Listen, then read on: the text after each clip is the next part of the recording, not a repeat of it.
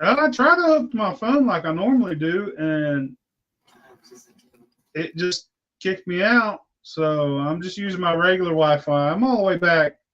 My Wi-Fi box is all the way in the front of the house. Right. I'm all the way in the back of the house, so it kind of sucks back here. You may have to get you a fucking extender. I need one of them for the damn shed out back too. Yeah. I can walk around the fucking corner of that damn igloo cooler that I made out there, and it'll go away that quick. So damn. It's crazy too, because I get it all the way out to my little barn. I got a little metal building out there that I work in, and we'll get it out there. It won't be great, but back here, maybe it's, I don't know. I need better Wi-Fi. I can't wait till they get that fucking, what they call that, fiber? See, that's what I got here. I got fucking fiber optic here. Oh, shit, I need that, dude. Dude, you live in fucking Dayton, Ohio. I live in bumfuck damn outside of fucking Knoxville, shithole, Tennessee. And I got better internet than you do. I got fucking Apple TV and fucking damn Spectrum fiber optic line. I live in a poor-ass fucking little city, dude. Poor as fuck. No, it's still Dayton, Ohio. I live in a suburb called Northridge. Well, I live in a suburb of fucking Knoxville, of Maryville. Actually, my town's called Greenback. And there ain't no greenbacks running around this motherfucker. Everybody broke his shit. Hell yeah. I wish I'd have got to fucking come down that night we went to Knoxville, but Woody was fucking beat from the road. I know. It's all good. And from where you was at to my house would have took you another hour, roughly. You know what I mean? Just because of traffic and bullshit, you know, it ain't worth it. I mean, yeah, we was on the road for so fucking long that fuck that. And I mean, you know, Ginger's like, fuck it. Everybody's sleeping on the floor. We'll figure out something. You know what I mean? She wouldn't care. I didn't want to stay. I just wanted to hang out. But I know. But she's like, you know, I got the old lady and kids. She was like, fucking tell them stop and buy some fucking air mattresses. We'll fucking just start moving furniture. That's just how she is, man. Hell, that's awesome.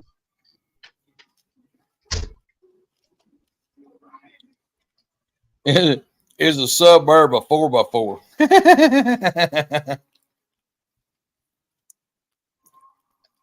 What the fuck, dude? My internet is so terrible. All right, I posted it in the militia page. Well, I'm trying, and there it went.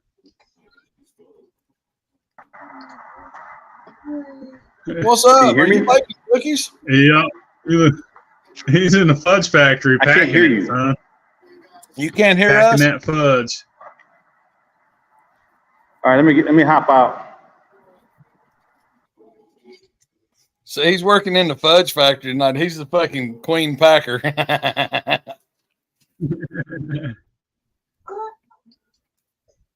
Toasters. Hey, Toby, you going to farm the ball?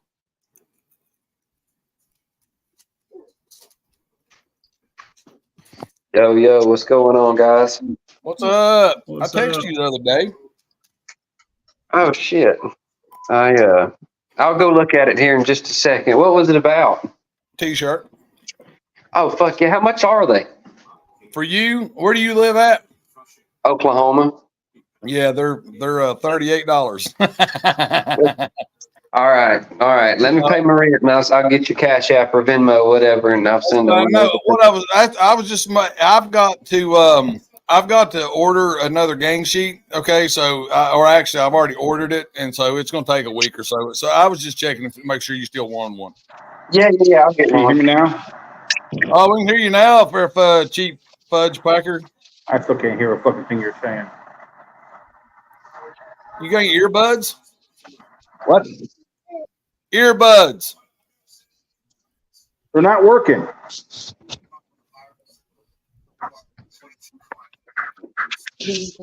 They're not working, so. No. L over flip. Yeah, there's that. I'm gonna go on mute for just a minute. I gotta clean out my pot real quick. It's All gonna right, get I'm trying to loud. figure this out. Damn, I hate Damon's We fucking. can't hear you, Toby.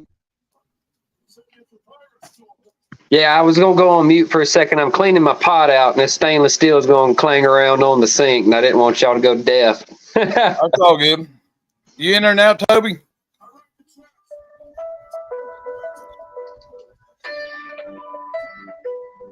Right, I hooked up that second water chiller, linked them together. Fucking awesome. Hello? All right, you guys get one. All right, I love it. Hey, there's Baby Pop. Yeah.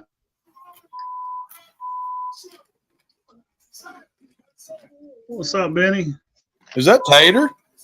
Yeah. What up? Oh yeah, here's a link if anybody wants to join. No, Toby. Who's Why is beat? Toby? I can't hear shit. Is it? Hey, Toby, is it still hooked to your Bluetooth on your headset somewhere?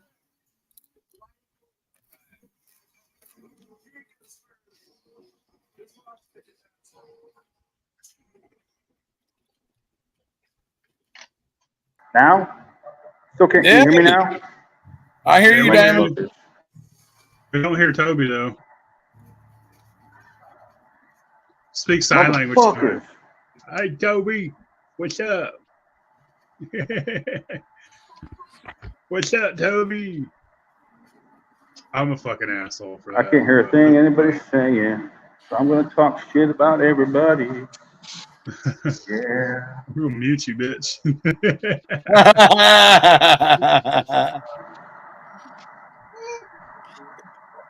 Are you getting your beard?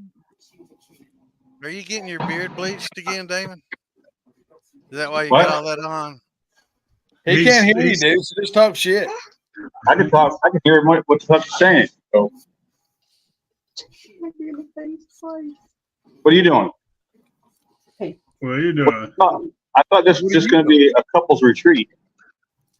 Packing fudge, son. I think you working at a fudge packing factory. He's a Keebler fucking elf, ain't he? Yeah. I live in a- I'm making starfishes for y'all. Making what? Starfishes. Right. Hey, I got a the suggestion. square. Just don't use sorbate. Just make it dry. Make a dry wine. Or like, cold crash it in the fridge. You don't need potassium sorbate to make wine. It's not necessary at all. No, It's just if you want to make it sweet after, that's when you want to use it. yeah. Or potassium metabisulfate. Either Yeah. works. Yeah, that benzoate. You could get benzoate instead. Yeah. It does the same shit. What's going on, Mark? Y'all talking about taking benzos? What? I'm back. There we go. Can you hear me now? We hear you now. We heard you before. You can't hear us. Remember? We can't hear fucking Toby though. What's up, Turner? Hey, what's up, guys? What's going on? Why the fuck is this not working? Look right here. Hey, what's up? Look over here. Damn thing. Toby's about to lose his shit over there.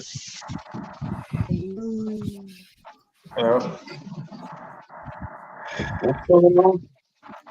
What's going on, G. Liz? What's up, Sarah?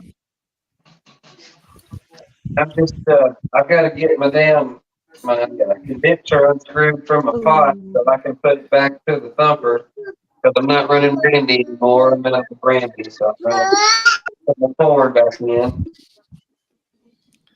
I can get this son of a bitch to come out. Man. I'm trying to get damn Woody in here, and it says device is not connected. the hell does that mean? Oh. No You cam. gotta give it a minute to connect. I'm talking about. So the back in the business, staff.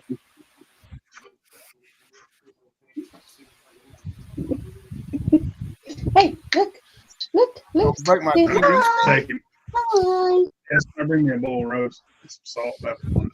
No, you can start. Goodbye. Bye-bye. What's going on, Wes? What you Where's say? Wes at? Where is he? Wes. Oh, I'm right here. oh, there he is. Damn, what's going on, man? I'm drunk, boys. I don't know. Oh, I am. See ya. Yeah. And I went to make a run, and first time I ever did it, I put it in the still, got it up to heat, and it got way overheat, and I'm like, what the fuck? So I went and checked my mash. It ain't even fucking close to done. It must have stalled out or something. I don't know. It's still at 050. Wow. It ain't even close. So I cut it off. I'm gonna dump it all back in and try to get it to work off. I don't know. And it's a big ass mash, dude. How hot did it get? Shit, it didn't even start dripping until 210, and I was like, "Hey, something's wrong." It's like, Yeah. that was my first indication. So I'm like, "Fuck, man!" Like I don't use my hydrometer much to check my mash because it's always, if it looks ready, tastes ready, it's ready. But I mean, 2 weeks, right? shit, it's been sitting Yeah. 2 or 3. It was clear as fuck. I mean, it looked good. It actually had a sour taste, but nah, it ain't even close. I mean, I checked my proof coming off the still during heads, and it was like 74. I'm like, oh nah. I I've gotta. been there. Been all over that. I cut it off, man. I put it in 5-gallon buckets. They're back here behind me. I'm gonna dump it all back in and throw the yeast to it, and I don't. It must be a pH issue or something. It didn't work off. Hey, how's the chocolate factory, Damon? He can't hear us. He can't hear Willy Wonka over there. Yeah.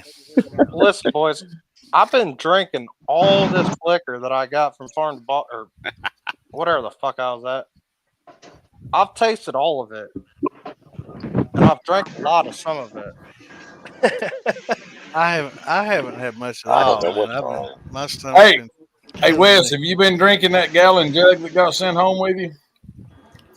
Nah, I've been drinking on that. Oh shit! That's all samples.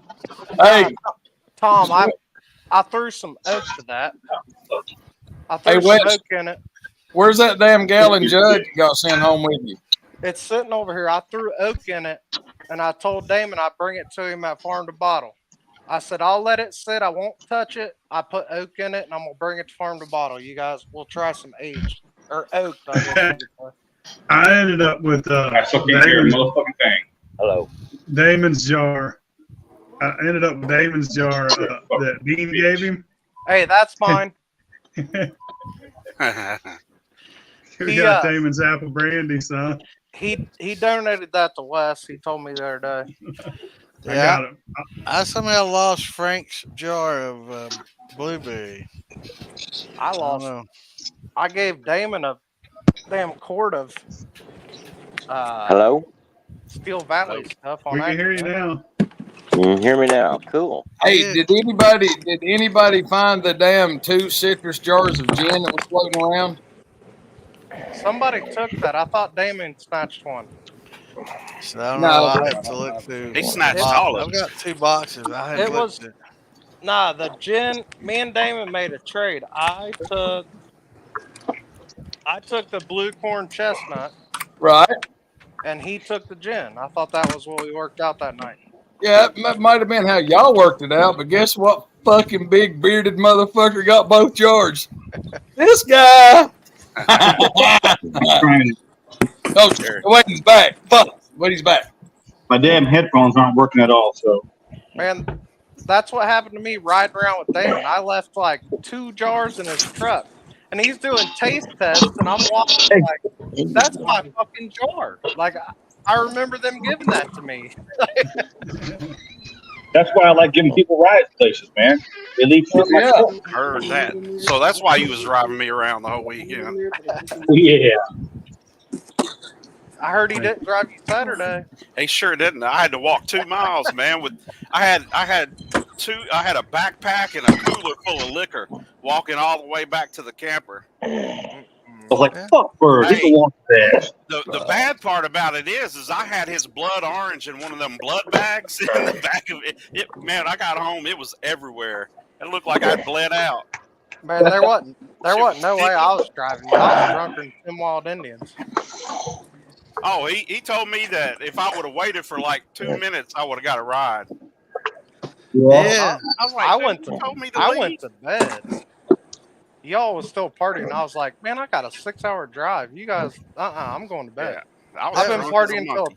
Yeah, I've been partying till 3 every night. Tonight Yeah, ain't that's the the first night you went down early. That using my thinker, man. Fuck I that. Good job. I didn't. My last night, Sunday Complete night, I Tyvek too, baby. marched till 5. I drank almost a whole quart of his coffee shine. I never tried that. I never got to taste it. Lisa I like Day. coffee shine. He is a one I like it. lady. I don't know how much I drank because I didn't drink one of any kind. I drank 18 kinds, a big drink, all of them. Nice. Maybe more than that. Goddamn, over there at the cabin that night, I probably tried 40 jars.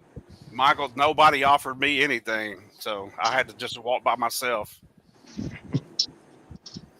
Don't be trying to make people feel sorry for you. All you got was pissy. I got pissy and not. I got pissy. Yeah. And it's too Hey, drunk to do anything else. I will say, 2 miles drunk, it really ain't that bad. No, You know, especially when you have refreshment. I thought either I will die tonight and I've lived a good life, or I'm gonna make it home. Well, anybody that want to rob you, just like, hey, dude, here, take a couple jars, get the fuck out of here. Like, leave me alone, man.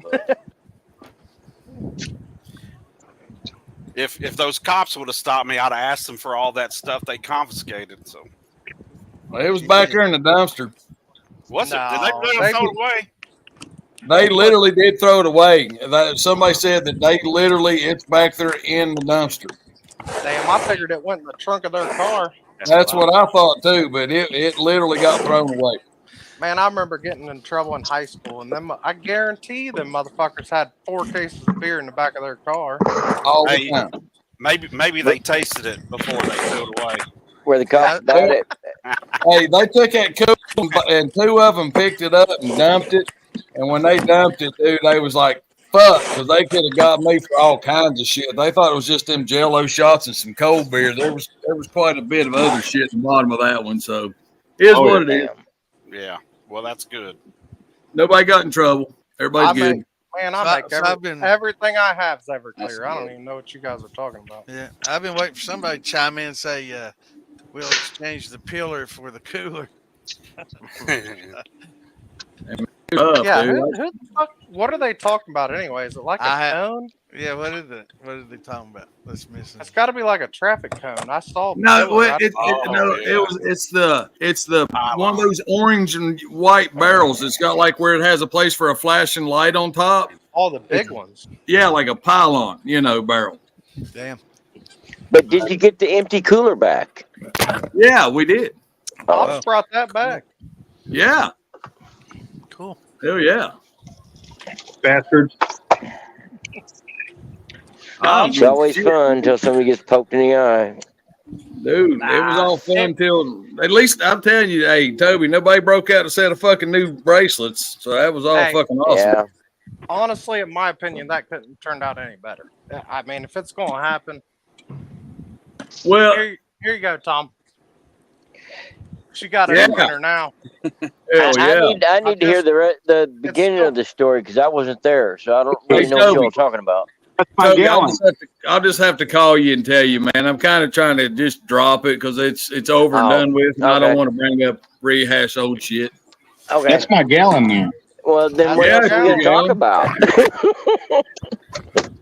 Hey, that oaken, it's going to cost you a quart though. That's all I know. Oh, is it? Hey, it could cost you the whole gallon, so don't be bitching now. Listen, guys, I'm just gonna let y'all know we're not keeping somebody out. Whatever, we got a limit of 10, and everyone we got a bunch of people backstage. You know what I'm saying? I'm just letting everybody know we're not keeping you back there for just to be mean or whatever. It's just the way it is. You know what I mean? Yeah. So I gotta go and do some work. I'm gonna vouch for a bit. I'm gonna try to get back on a little later. I'm gonna bail off and give somebody some room. I'm just sitting Yeah, here at the me too. casino, and I Okay, was gonna Bob. go in the bar and drink a beer. I can't afford to gamble. But anyway, which one? Which one's from the guy that's outside? He's here in Oklahoma. Oh, yeah, it's Yeah. Liz. Yeah, That's me. yeah. What part of Oklahoma? Oklahoma City. I'm just right down the road from you, man. I'm up here at the casino on 40. I don't know whichever one it is Okay. here. Well, we need to link up and do to something Shawnee. then. Almost to Shawnee. Well, that's I'm a not truck too far. driver. You know which casino I'm talking about. Y'all better start driving towards each other now. that's right. And they'll be like this. Well, I could drive on into Oklahoma City. I could drive on into Oklahoma City, but why? I mean, it's fucking shithole, man. I'm sorry. Well, man, I was gonna hang out let at the them damn. Well, what? Hang out at the damn truck stops, and I mean, you know, I got a buddy that lives down the road here. He's gonna come up and meet me at the bar. Right. Yeah. So, Well, I mean, I don't really do much out here that much either, besides just work. Yeah. I like to ride around late night in Oklahoma City on motorcycles and bar hop. That's fun. Yeah, we got a lot of bars. There's a lot of worse places in Oklahoma City, that's for sure. Yeah, I know. It's a lot of fun, really, but man, it's a fucked up night. It's a fucked up night. Anyway, all right. Love you guys. Phil, I'll call you sometime this week. Tom, All right, me, baby. I'll give you the story. All right, later. I'm getting out too. I just dropped in and say hey. Yeah, you coming next year, Turner? Yeah, I might be able to get down there next year. This year just wasn't possible to come. Slow winter coming in, winding down. It's not been all that great at work this year. Been slow as hell just for us. hop in on the crowd there. I just seen the link and figured I'd get in on one. You all right, brother? Oh, you good, We'll, bro? That's what it's we'll about. make some arrangements, get down there next year for sure. Hell yeah, it'd be good to see you, man. Sure. I got one of your guys on FB trying to sell me some of your shine. I laughed at him and said, "You want to buy some for me?" Man, I get I get 5 messages a day from people like that. Did you get that? Did you get that jar? Did you get what I sent? Did you get that jar? Yeah. Like That's all. Some little Indian feller in India trying to get your credit card information. Shit. It was off that. It was off that pumpkin pie you made. I put trick or treat on there, and he goes, "I got a jar for sale for you." It was like, "You want to buy some from me?" Man, I get that shit all the time.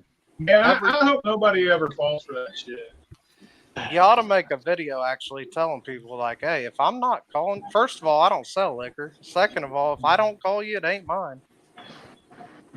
Yeah. Because There's somebody's a bunch of YouTube scams for sure. Somebody's going to fall for it. It ain't this guy, but somebody's going to. Yeah. We don't sell it either. We trade for tools. There you go. That's right. Barter. Hey, that's what I put on my tax titles too. Corn. I don't even make it, dude. I just distill water, flavored water.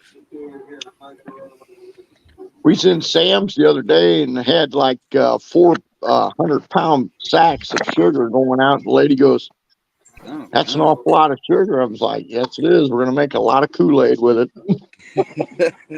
Hey, Making a lot of cakes out there, I tell you what. Yeah, well, I tried. Did that since summer's here. Can't pull that. My wife's cook at the local school. You know, they're making cupcakes. Just tell them this time of year you're doing a lot of canning. A lot of canning, a lot of fruit canning. Yeah. Jams and jellies, man. That's Right. Yeah, man. That's Peach me. preserves right now. Peach preserves. Royal King had flats of jars for $9. Damn it. So I bought 10, and everybody's looking at me like, "What is this guy doing?" Like, man, I love jam. I just love jam. Were they quarts?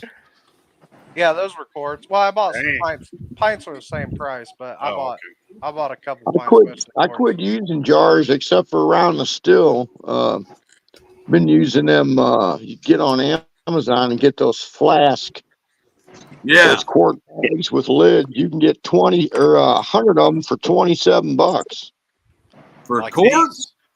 Nah, those You're are talking about pints. No, they're the 375s. I order them too. They're quart, and you get more than one quart. You get like an extra 4 shots with that quart. Huh. Well, Ferg's got a pint. I bought like 100. I bought 100 of those for shit. I don't know, like $17 or something. Yeah, it's the way to go if you're shipping stuff. You know, that's the route to go. Oh yeah, definitely. Here, I got one right here. This is a quart. Oh, those type. Oh, okay, yeah. That's a big motherfucker. I ain't never had one. buddy. That big. Yeah, that's a see full person. See all this extra headspace in here. You could dump a couple more in there. You know what I'm saying? That's a 4-person fucking Capri Sun right there. Look that shit up. I'm gonna get one of them hats. This stuff here knock your ass out. This is that electrolysis bourbon I've been playing with the battery charger. My problem is, Tom, it's supposed to be 4-person, but I fucking drink it, and Yeah, I know. when I talk, I already drink for 3. y'all Me, make myself, fun of and me. I. You know. Hell, I'm gonna start putting mine in pints so I don't drink too much. Yeah, here's a problem pint. is, right now, This is like, a tall pint. That's That's that question. That's what Ferg's got. Or no, I think mine are half pints. I think And this is a half pint. Yeah, that's an 8 ounce. I think them are 8 ounce. Hey, look at that right there. John Bent says, not going to stay on here for just a minute, but wanted to thank the fellas from the militia that jumped in and helped me at the jam. So we all did good. Absolutely, brother. That's what it's about. And me and Wes and Damon put up what? Like 7, 8, 10, 8, 9, 10 canopies, tents for everybody, drug shit out of trucks. And the Man, pouring down rain at that. Yeah, in the rain. God damn. It took me all weekend to get my sweatshirt dry. To your question, if you've got the right kind of amylase in there, it will ferment wood, but you'd have to have a special kind of amylase in there. That's called cellulose. Yeah, you'd have to have something that will ferment cellulose. Hey, Woody made it in. Yeah, What's up, guys? How you doing, man? That's fuel. You're making fuel alcohol. Actually, it does produce good shit. It's called cellulose, and it actually breaks down the wood fibers and it converts it to sugar, and then you actually get alcohol out of it. Yeah, you'll get wood alcohol. Yeah, I heard you can't drink wood alcohol. I thought it was poison. It's a minor thing because it breaks down the cellular structure. Yeah, it's methanol. That's what the 4 shots are that you get is from the fruit and all that. You know, I had somebody ask me if I could make fuel, and I'm like, yeah, out of wood. I mean, I can make fuel. I'm not going to. It's actually harder and more expensive to make a wood alcohol than it is an ethyl alcohol. To make methanol than ethanol. Sure. I can buy gas. Hey, y'all remember Sam Page? Who? Sam Page was a chemist, moonshiner, and she got Sam Page. She fell off the map, man. She quit posting, quit fucking. She never showed her face. Nothing. There's a woman who she's cool as hell, and she had a chemistry get up. She had a laboratory. She made some shit in a fucking laboratory, bro, and she was smarter than shit. She took a phone book and ripped it up. Oh yeah. Turned it into liquor once. What else did she do? You remember Turner? Hey, is that Yeah, I that? remember her. You remember Is that that? Champagne? Is that 200 proof I took a drink of at your house?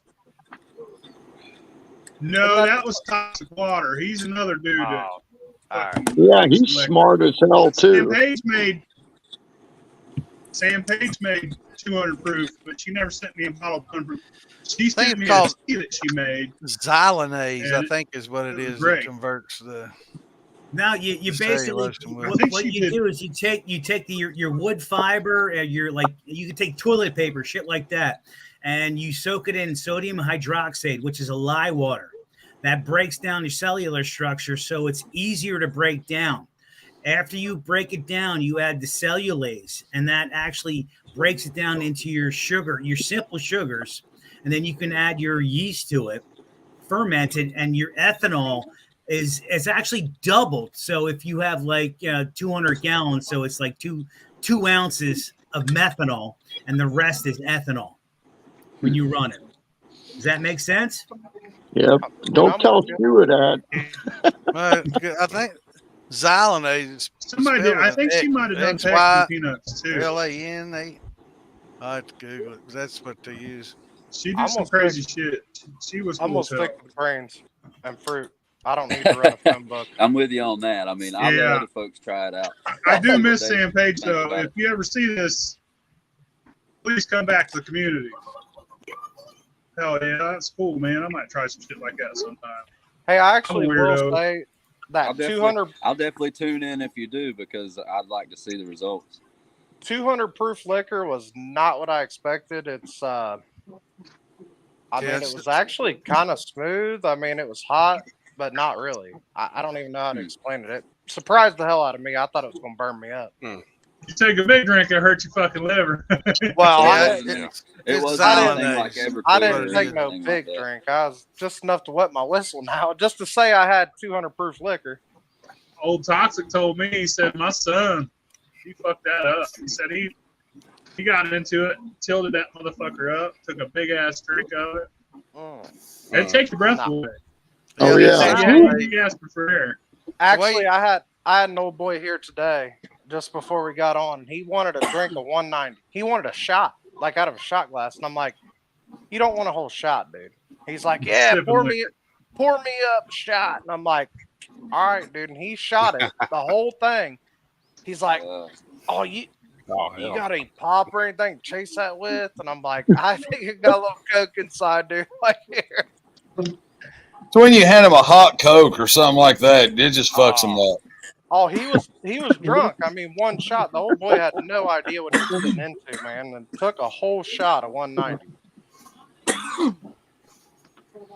Yeah, Xylanase, Xylanase, is the hydrolase capable of breaking down hemicellulose, one of the major components of lignocellulose, into fermentable sugars. So yeah, it's a Xylanase. Man, usually I'm into this science stuff, but I'm pretty drunk. I'm past that. Yeah, I feel like shit, man. I feel like shit all week. This is the first drink. The first drink I've taken since I left Maggie Valley was today. I swore off. I'm like, man, I got to take a break. God damn. I drank enough. In 4 days. Man, I drank enough in 4 days to keep me drunk for a month. Like I don't even know how I survived it. I wasn't drunk over the weekend. There was just points of sobriety. There was only a few hours I was actually sober. Went to bed drunk and woke up drunk. Well, and I had to a keep hell of a drinking time to up make there. sure I didn't get a hangover. Hey, you don't beer. get a hangover off a good shine. Yeah, I didn't have a hangover. Right. I had a carryover. You drink enough of it, you do, motherfucker. Oh, I know.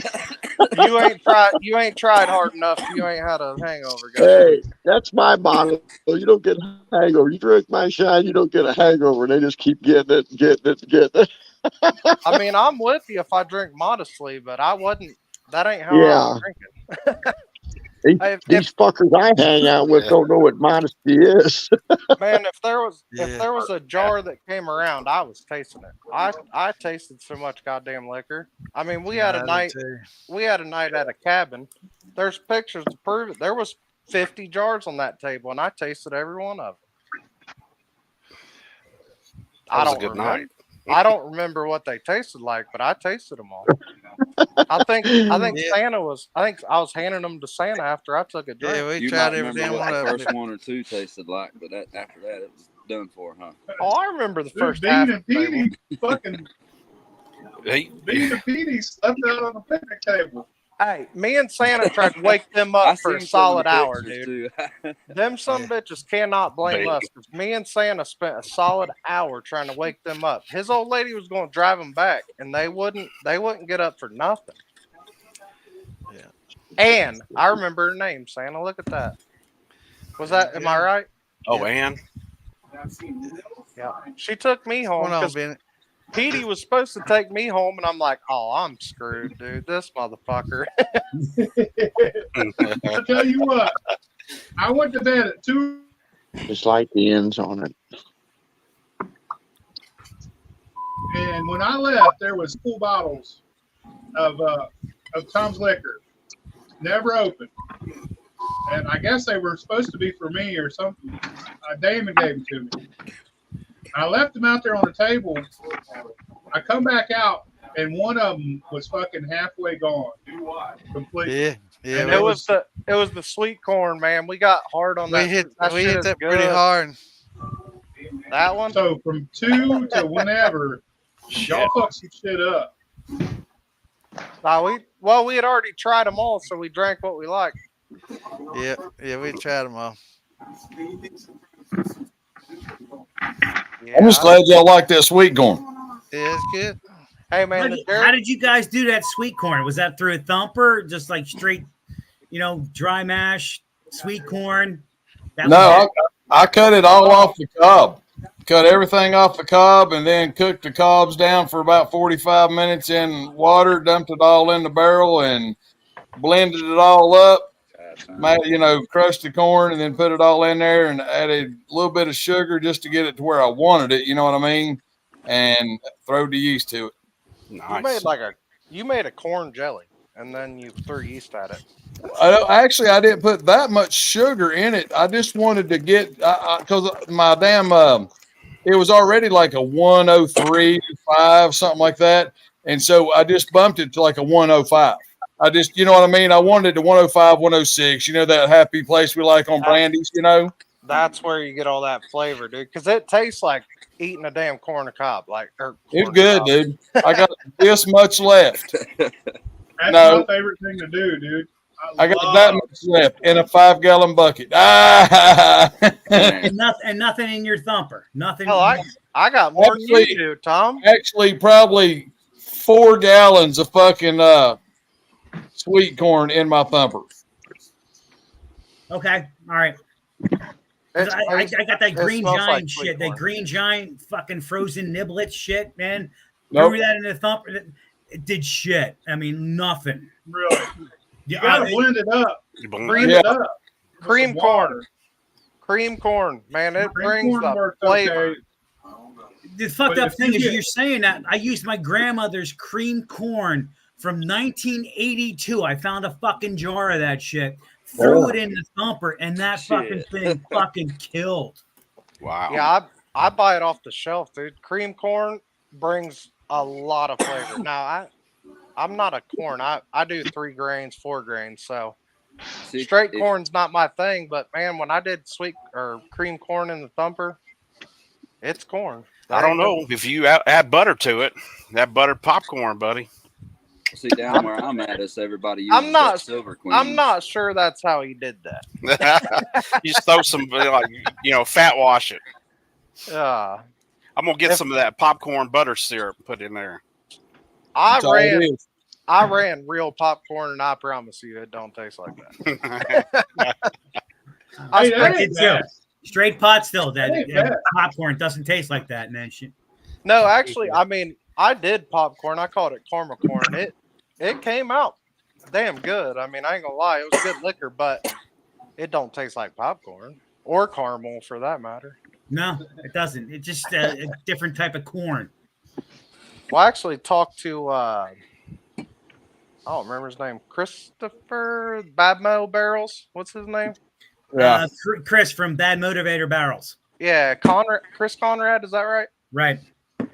He was telling me a grain to use for caramel flavor, and I'm gonna have to try it. Munich or that don't sound right. I can't remember. I got a note of it somewhere. Munich, Amanda Palmer, Waspy Valley. That's all corn. This is a malted beer It's grain. like a bird seed, isn't it? One of them, Millet? Here, I'll Millet. tell you. I can't remember. I gotta look it up. maybe I it's texted. millet. I Yeah, texted it's like a my bird. wife. They feed it to a lot of tropical birds. Eat millet. There's other birds that eat millet, and there's also they put them in like breakfast bars and cereal bars and stuff like that and whatnot too for proteins or fibers. I'll look up a That the breakfast protein bar, bro. exchange good flavor, right? Yeah. I texted to my wife to make sure I didn't forget. So I've never done anything with Jimmy Red down here where I'm at. I don't think I've ever had it available to me. But Oh, dude. Down We've south, always you guys got Jimmy Red. Up here, we got what's it called? Bloody Butcher. Bloody Butcher. That's Yeah. right, man. Yeah, I just Where bought you 50 at? pounds. I'm in Where you at, Pennsylvania. Woody? Bennett's just Pennsylvania. saying that. He actually loves That's Jimmy the Red. Jimmy Red capital of the fucking world. You just No, Yeah, man, we I was got gonna say, Bloody I'm- Butcher. We I'm got down light south. Bloody I'm Butcher, way red Bloody down south, Butcher. and I can't get No, Jimmy Red dude, down the here. I've biggest got to order. heirloom grain farmer is in Pennsylvania. Who's The that? biggest. Bobby Heirloom- McDonald. Rob That's McDonald it. out in Emler. That's on the western side. Now He that grows more Jimmy Red than anybody in the fucking country. Yeah, Well, he's He used to. he's on the western side of the state. I'll have 50,000 pounds for sale in November if you guys want some. hey, Jimmy Red and Bloody Butcher are night and day. I can't stand Bloody Yeah, they're Butcher, different. but Jimmy Red is the best bourbon I've ever ran. Jimmy Red bourbon was fucking killer. Phil got a little bit of it. I'd like to That try to stuff run was some myself. good. Never got no run. No. I like it. This stuff's called Maris Solder. Is that grain that Chris told me to run for a caramel flavor? Maris Solder. I haven't even looked it up. I don't know. I've never heard I of it. think- How the hell you spell it? I just top tier. guessed, man. How you spell it? I just guessed. I'll text it Oh, to my wife not when he told me. Oh, is I spelled it so that's the phonetic. MARISOTTER, but I don't know if that's right. Maris Ben- Solder. I say mix it with Ohio Blue half and half, and you'll like the results. Okay, it's called Maris Otter grain. Maris Solder. Yeah, Maris MARIS. One word. Otter is in the animal. Grain. Yeah, It's that's two what words. he was telling me to use. He said that brings a caramel. He said don't use a lot now, like 5%. What, them two little river rats water? It's It looks called like Maris rye Otter or- Malt. Yeah, it looks like a. Is it like two a words? rye or a barley. Yeah, it's two different words. It's Maris Otter yeah. Malt. Hey, Santa. So I went down there. And got my grains Sunday from Drew, George. Did I tell you what Drew sent me? He sent me a bag of these distillers grains that he sells to these distilleries. I forget what it is, and a 50-pound bag of fucking barley malt. Really? Yeah. So, Maris Otter is just a version of two row. Yeah, It's same it's as a two-row. same as crystal malt or caramel malt. But No, there's but he said- different variations. Like you got like thoroughbred Avalon. You got there's thoroughbred Avalon Scalia I hear you barley on that that, you can Moonshine use. Bennett. Depending on the amount of freaking oxygen you pump in while it's actually malting, it actually dictates the actual caramelization of the grain. You can actually do like a thoroughbred barley and malt it and then use a lower oxygen content as it's malting, and it actually causes the sugar to increase as it is malting, so you get different flavors. I mean, It's fucked up, but you could do that shit. I just told him what I was trying to do with that run. And he's like, crystal malt wasn't the right malt for it. He said you should have I used can't ever this. find it either. I had never. It's the first time I messed with specialty malts or flavored malts, whatever the fuck you want to call them, and it came out good, but it's absolutely not what I thought I was going to get. If you're using specialty malts, you want to keep them around 10 to 15% of your mash value. Otherwise it fucking overtakes it, and they'll definitely overpower, especially it overpowers it, and you're like, fuck, man, it's gone. Especially the darker ones, that chocolate malt, man, that shit fucking. I got a smoked malt. I've been smoking this. I smoked this malt. Jesus Christ. I'd have to say for like 5 hours. And I put like 3% into a mash, and it freaking killed every fucking thing. Yeah, I'm not a fan of smoked malts at all. No, I'm not either. I just tried. I don't mind smoking the grains, but it seems like when you malt it, that enzyme just absorbs more fucking smoke than regular grains do. Does that make sense? Am I wrong? If you're gonna smoke, I tried smoking grains, but I got lost. It was 420 that day. I was just like fucking gone. Yeah, I tried to smoke 5 hours is hard to keep lit. It's too long. If you're gonna smoke some grain, a fucking hour is plenty. I think, in my opinion, if you're gonna smoke it, that's just like cheese. Like, you smoke it for 5 hours, it's gonna be too fucking smoky. Same thing with grain. I smoked especially if you use a lot of it. Has anybody tried out the actual little smoker caps that they have for mason jars that you can light and the smoke will go down into the jar? And basically, I got one for like a bourbon glass that would work on a jar, but I ain't never. Pretty much. It's like a little wooden piece, pretty much, and you just hit it with a torch. And I got a bunch of those. Yeah. Mine's got like 4 sets of them for fucking advertising. He was supposed to give one away, but he was in like fucking Iceland or some shit. Yeah, I ended up with an extra one because some dude that won was in fucking Iceland or some shit. And I was like, bro, I ain't paying. I was like, you can pay the shipping. I'll pay the shipping in the U.S. I remember. It was like $250 to ship it. Yeah. I was like, fuck you. For I meant to fucking. For a $60 item. Yeah. Exactly. Which there's some people, I think, they're hard to find. They don't really have their names out on Google or anything, but there's a few people that are making them, just handcrafted and stuff. And I've been talking to a guy. He does custom glass barrels, basically. It's just a simple idea. If you're not producing enough at one time to fill a keg, basically, he has white oak lids and cherry oak lids and French oak that he does custom fitted lids to these wide mouth mason jars. And you're actually able to age your spirits with that mason jar without having to set it on its side or anything like that. So just stuff like that, I think, is pretty neat that folks would be interested in. You mean? All right, so I'm gonna jump on. I'll talk to you later. Let somebody else get in. Turner.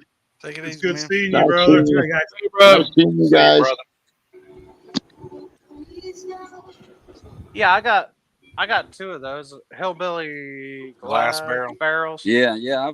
I haven't ordered one for myself yet, but I've talked to the guy and I got them up on my website right now. But they seem like they would. He sent me a lot of pictures and videos of them, so I definitely want to get one ordered for myself and try it out. Just because I have a lot of family and friends that they don't have enough on hand, or they don't drink enough to carry a big cask or a big keg or anything like that. So they would definitely love to get something that you can give to them clear, and then they can age it themselves over time as they have. Talking about the hillbilly glass jars? Yeah. Right. Yeah. Is that what you're talking about? Yeah. Sandman has one right there, right in front of him. Hey, Sandman them fuckers they ought to send me one for using my logo. Yeah. That's right. Send me a goddamn jar, dude. Hey, I'm waiting for him to do the gallons. Recently about that, he said something that he apologized. I think there was a conflict he didn't realize at the time or something like that. He seemed like a good guy though. Gallons don't have I'm rings. just, Bert. if he's watching, I'm No just busting rings. his balls. He can No, make That's a what I ring. do. Yeah, I'm sure he'd understand, man. So when you I put think- it in there and put the jar upside down, Well, and it just that's what I thought at first, you know. Set But 'em from some on- of the I set- videos, I sit them on the side. I leave them on their side. yeah. I did red, white, and blue in it. I mean, it turned out good, but I can't. Man, I called him out one night, not even realizing I was. I'm getting me a lid. Look, I remember that. It I'm happens. getting me a lid, boys. There he is. There he There, is. that's him right there. Look at you. I'm gonna have to get one then. Hey, I'm telling you what, them hillbilly glass barrels ain't for shit. I wish he'd send me one. Heard that. I think I saw my logo on heard one of anything. I them. mean, you know, Yeah. I'll send you my logo. You can burn it in there, and then I'll give you an honest review of how shitty they are. But I'm just letting you know. Just give me some Yeah. shit for free, you know. Back this morning, I saw Do you have my to shake logo 'em? on it. Like you have to walk by and shake them. Show me how you do that again, Ah. folks. Let me Yeah, walk Oh, by. you like that, don't you? Yeah, let me walk by. Let me see how you do that, old buddy. First time you had sex, right? That's right. Try not to That was waste it. Saturday I'll night. spit it out. That's right. Who was you shaking off to get a ride home over there, Ferg? I Shit, mean, I goddamn. stopped, hey, you guys know that bathroom? It's like in the middle. It's like some kind of public restroom. I stopped there for about 20 minutes. Heard that. Yeah. Yeah. That's how you paid for your ride. I was like, man, I'm going to die. That's Yeah, right. but you never sent flowers after that event, man. Thank Yeah, you. buddy. I get one a day whether she helps me or not. You know what I mean? Right. So keep your mind clear, you know. My uncle used to say sometimes he uses left hand, so he think he's getting strange. That's right. I feel like I'm cheating on my fucking self. The stranger, man. You sit on it for a half hour first, so it goes numb. You don't even. What the hell are you gonna do if you're Turn it around backwards. Turn it around backwards. Hey, Wes, Yeah. what's The this? kid- I don't think I got a message. That's You know, cool. Mike- though. I was just I busting your don't know balls. what to say. Peach. That's peach. Is this peach? That's my peach brandy. It says on it, man. No, it I doesn't. can't write very well, but it's on there. You know, my kid came home the other day and he said, "You know, Dad, you can get $2,000 for fucking unvaxxed sperm." I'm like, "You kidding me?" Downstairs, I got a sock worth $50,000. Yeah, no shit. I used to have this little thing on my phone that said something about sock babies, dude. It was this hairy little fucking creature, you know what I mean? It was all demented and crazy looking. Like, yeah, buddy. And that's how we ended up on the list. Absolutely. Oh, yeah, that's peach. You're right. That's right. I was gonna say, Ferg, you ended up with one of the best damn bottles I brought, brother. That's a good bottle right there. Dude, I got several of yours. Hey, I'll tell you what, I was going to do a tasting on this blueberry lemonade. What was it? Blue raspberry That was lemonade. blue, that was Phil's rest. Well, Yeah. kind of Phil's rest. I drank that whole jar last night. Yeah, you'll have that. Well, that stuff's easy to, just like Kool-Aid, man. Was it Yeah, I went blackberry out and bought you brought, some. Wes? I mean, Anything he's mixed got with that? blackberry, but he's talking about the blue raspberry. Then I had the Yeah. pouches. The little Yeah, that plastic blackberry's pouches. real good. That blackberry, dude. That's the best brandy I've ever run. I mean, I made it home with some of that. I think Well, I've got some of the blackberry. I don't see it. It's all right. I'm going to drink the peach, though, for now. Well, what's his name? Jason, Mama B. I don't know what the hell their last name is, but Jason, Biagi. Biagi. Yeah. him, and Uncle Moonshine. I think they both said they liked my blackberry better than theirs. I got to taste both. I like Jason's better, Cheers, but you, it's, Amy. I'm a rum. Frank's I'm was a- real good. Did you get try Frank Thompson's? Yeah, I think so. Did you have it over to Comfort Inn that night? Or was Yeah, it just I at did. at the bonfire? I drank so much goddamn liquor. I have no idea. No, he didn't make the bonfire, I think. Okay, I couldn't remember. I know he kind of made a beeline for me. And he's like, you know what I mean? Try this. Yeah, You know what yeah. I mean? You know, It's, babe. But that one old boy that was sitting out there, none of us knew. He had that coffee flavored something or another. Did any of y'all like that? Hey, that old boy Was had that some, he Was had that the some one with the cooler? Sorry. yeah, the Yeah, one that brought out all the big somebody said quarts. He was just, yeah. That was Yeah. Friday night. Friday night and Saturday night. Hey, Oh, I don't Some remember. of that wasn't bad. There's a couple he had. I'm not. It was bad. I hate talking shit about people, but that old boy needs to double the amount of heads he pulls, dude. That was some headsy ass liquor. That's what I was gonna say, dude. That coffee, I love coffee.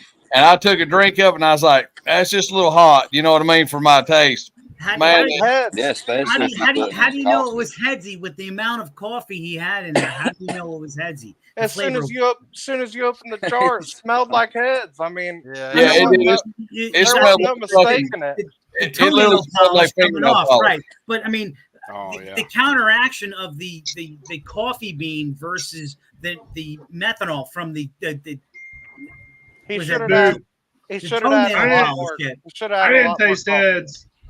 I tasted coffee, and I'm gonna tell you something. I told him I hate coffee, and he made me try it anyways.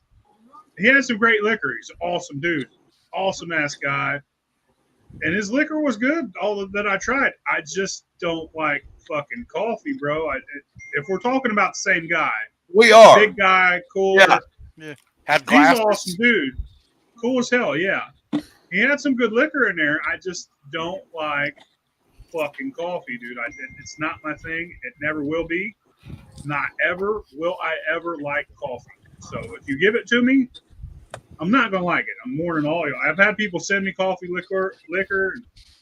I just fucking hate the taste of coffee. Tea, I'll fuck that shit up. So I'm just saying, Billy, that's coffee.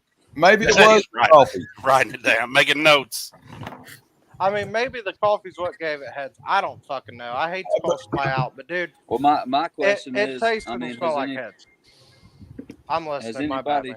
Has anybody ever heard of, and I've heard of that. I don't know whether it's true or not, but like Jack Daniels, I've heard that they put heads back into their final product for the flavor profile, and that's where you get that thick head the next day and the swollen tongue, that dry tongue feeling. They don't pull heads. I was going to say they don't pull heads.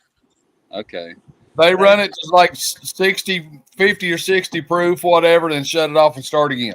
I was gonna say they run into tails too. They don't cut their heads out. I can't remember where I've seen something like that. Because it's literally 5,000 gallons worth of mash. Yeah. The amount of hearts and the amount of tails outweighs the heads for them to pitch it. You know what I'm saying?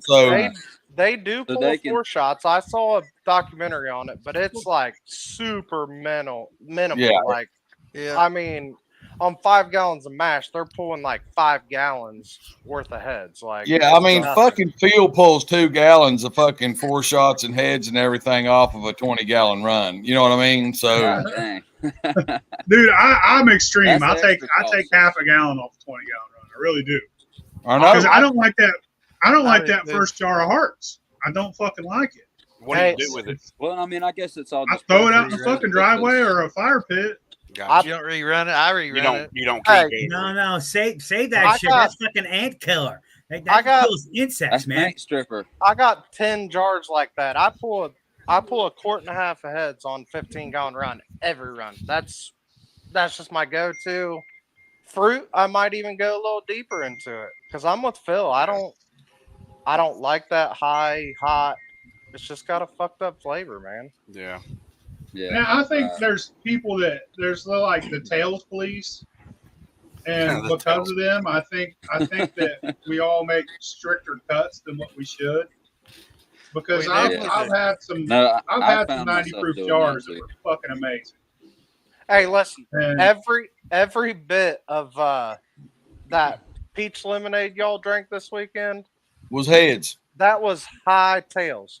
Every fucking bit of it. I just drank the whole damn pint. That was high. I wish I made it to the bonfire there. I missed out on that. I'm guessing because I was wondering why it tasted like shit. That's right. Hey, Ferglander, show that again. What is that? That's his peach. Peach lemonade. Peach lemon. That's what he's talking about. I just drank that whole thing. That was 100 proof. That's probably why I'm not drunk yet. I was 100 proof. I mean, goddamn, you might be an alcoholic, motherfucker. I don't know. What do you think? You saw me. Ben, it's starting to Well, the sound only like reason Shua. I'm digging deep in my jar tonight is it's my birthday tomorrow, so I'm just Happy Hey, birthday. happy 50 gallon birthday. run. I run a hell of a lot more than that. appreciate it, y'all. No, that peach lemonade was good, brother. I liked it. Hell yeah, it was good. That's probably the best flavored stuff that I think I've, Yeah, for it was my good. taste, the best I've made, because it ain't sweet at all. It's actually got no sugar in it. I Really? used what's it called? Peach puree. I throw about 750. No, Where I'm usually at on it's that. like Kool-Aid, but not. It's 15 gallons. Like country Damn. time? No, I drink it all the time. It's sugar-free Kool-Aid. Comes in little packets. It's Oh yeah. Light. I drink it all the Light time. or- Yeah, What's I agree that- with What's Scott that on chick that. At shit least that a he quart to drinks? 2 What's that quarts. chick shit? What is that chick shit? The country light or whatever country not No, Country it time?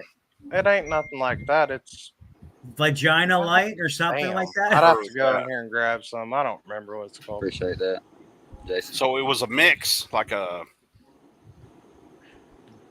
Yeah, I mean, that's a mixed drink, dude. That's just a 50 proof mixed drink. Well, I mean, like a Kool-Aid type, like a powdered mix or something. Some of it. I mean, it's got other stuff in it, but Oh, yeah. you got all the special secret sauce and stuff. the secret Shit, I'll ingredient. tell you what it is. Yeah, don't tell anybody. It'll be on TV. Go for it. It's you ever had the Calypso juice? Yeah. Yeah. Why don't you call that? Yeah. It's peach Calypso, and then it's whatever the fuck that is. I can't remember what it's called. And then it's got peach brandy in it. That's all the fuck it is. It's just a simple. I threw it together just to bring it to the show. That's what it is. I mean, I had some good clear jars that shows what I can make. I was just bringing something to throw out to everybody. Bennett, I had that blood bag. I don't know if you heard me saying earlier when I was walking home. I had a backpack. It went everywhere, and then the next morning it was across my camper. Like it was tripped out. Yeah, those Red little stuff clips, everywhere. man. It doesn't take much to knock. I ain't even open opened one of these up. I don't even know what's in it. So when It you was when good, you though. do a peach brandy, is it pure 100% peach, or you got sugar in there? Oh, mine When had you grow sugar up, in it Bennett. for sure. Woody. Oh, mine had some sugar, but it was let's see, I did a 20-gallon mash. I had about 75 pounds of peaches.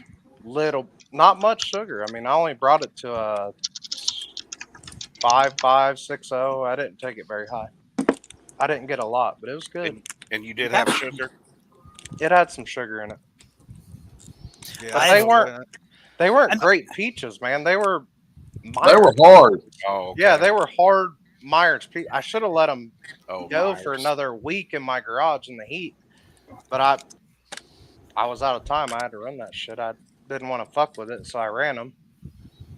I think if I'd have let them go and get a little more sugar in them, I probably wouldn't have needed very much at all. I think I put, man, I don't even remember, 10, 15 pounds maybe in a 20-gallon mash. I mean, it wasn't a lot.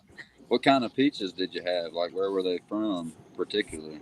They called them Georgia peaches. I don't know. I bought them from From Myers. Southern. Well, see, and peaches. I've heard that like South Carolina peaches are right there on that frost line where they'll get a lot more frost throughout the year, and they don't get as much heat in the summertime. So you'll actually get sweeter peaches with a higher sugar content out of South Carolina if you're able to get them. But that's also dependent on the amount of rainfall each year. Right, true. If the rainfall is lower, you get a higher sugar content. Mm-hmm.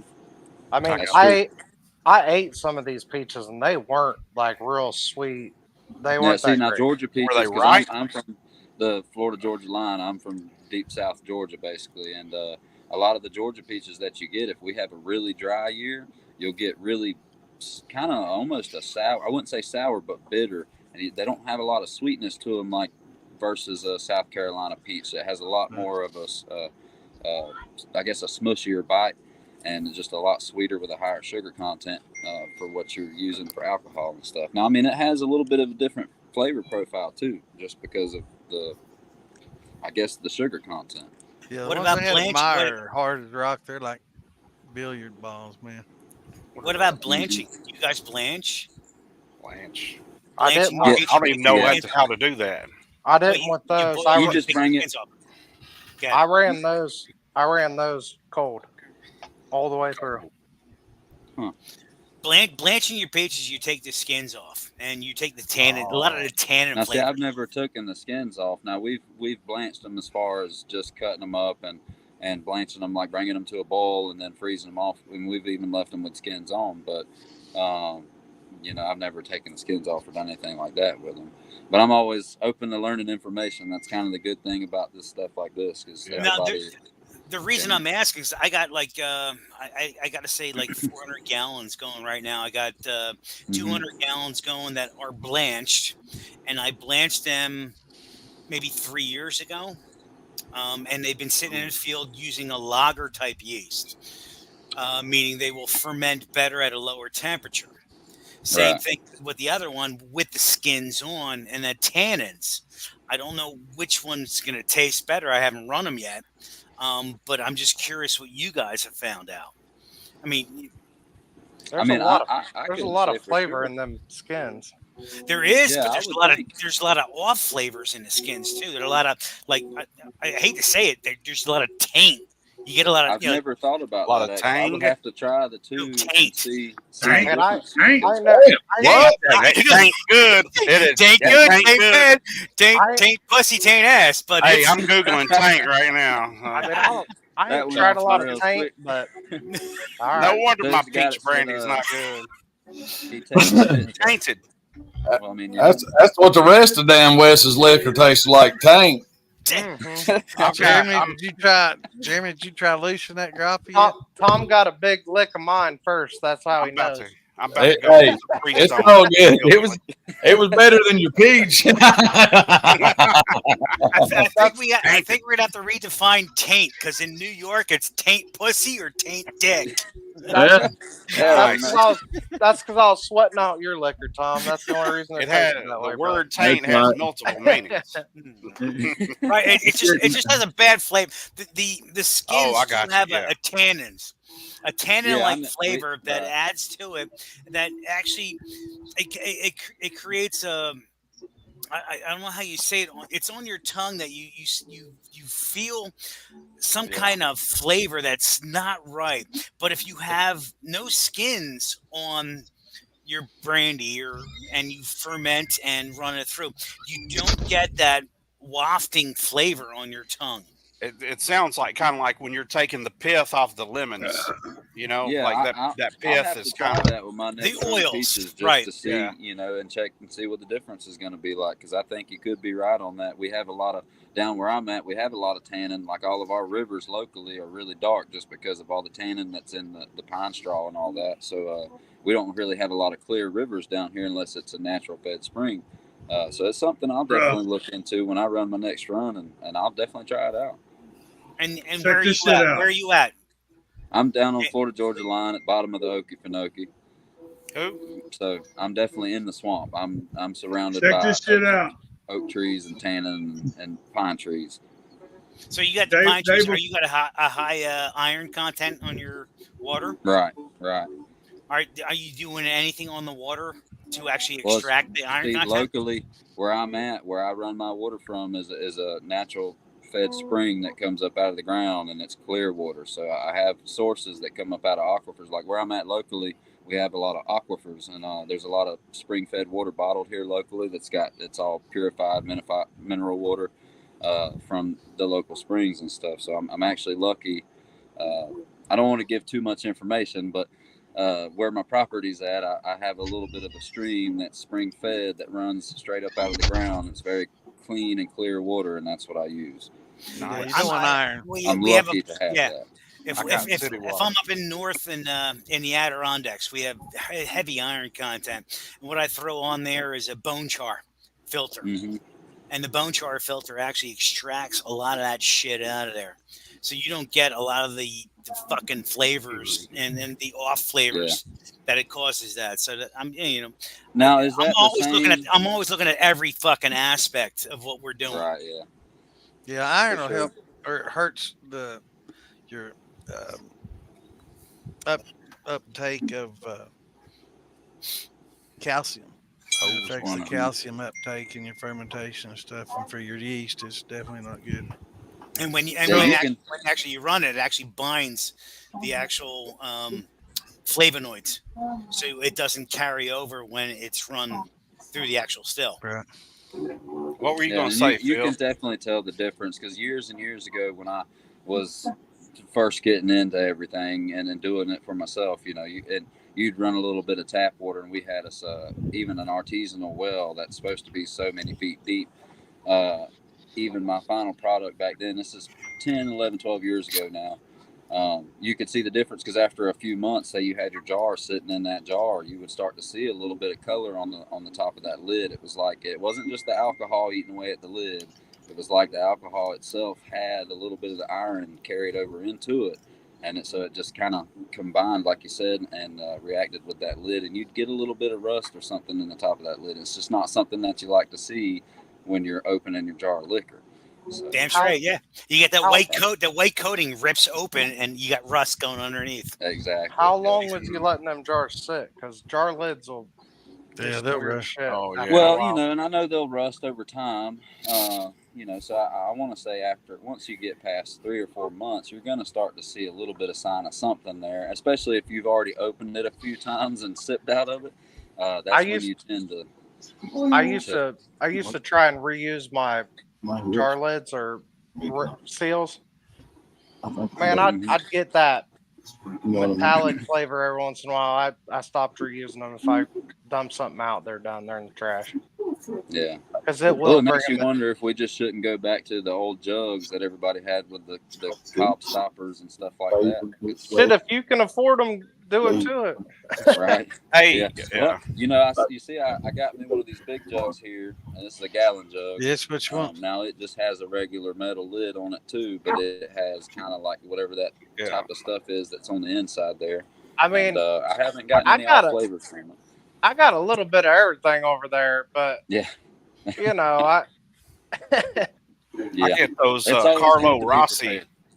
Carlo Rossi has those. It's that wine. It's real cheap wine, but they put them in gallon jugs.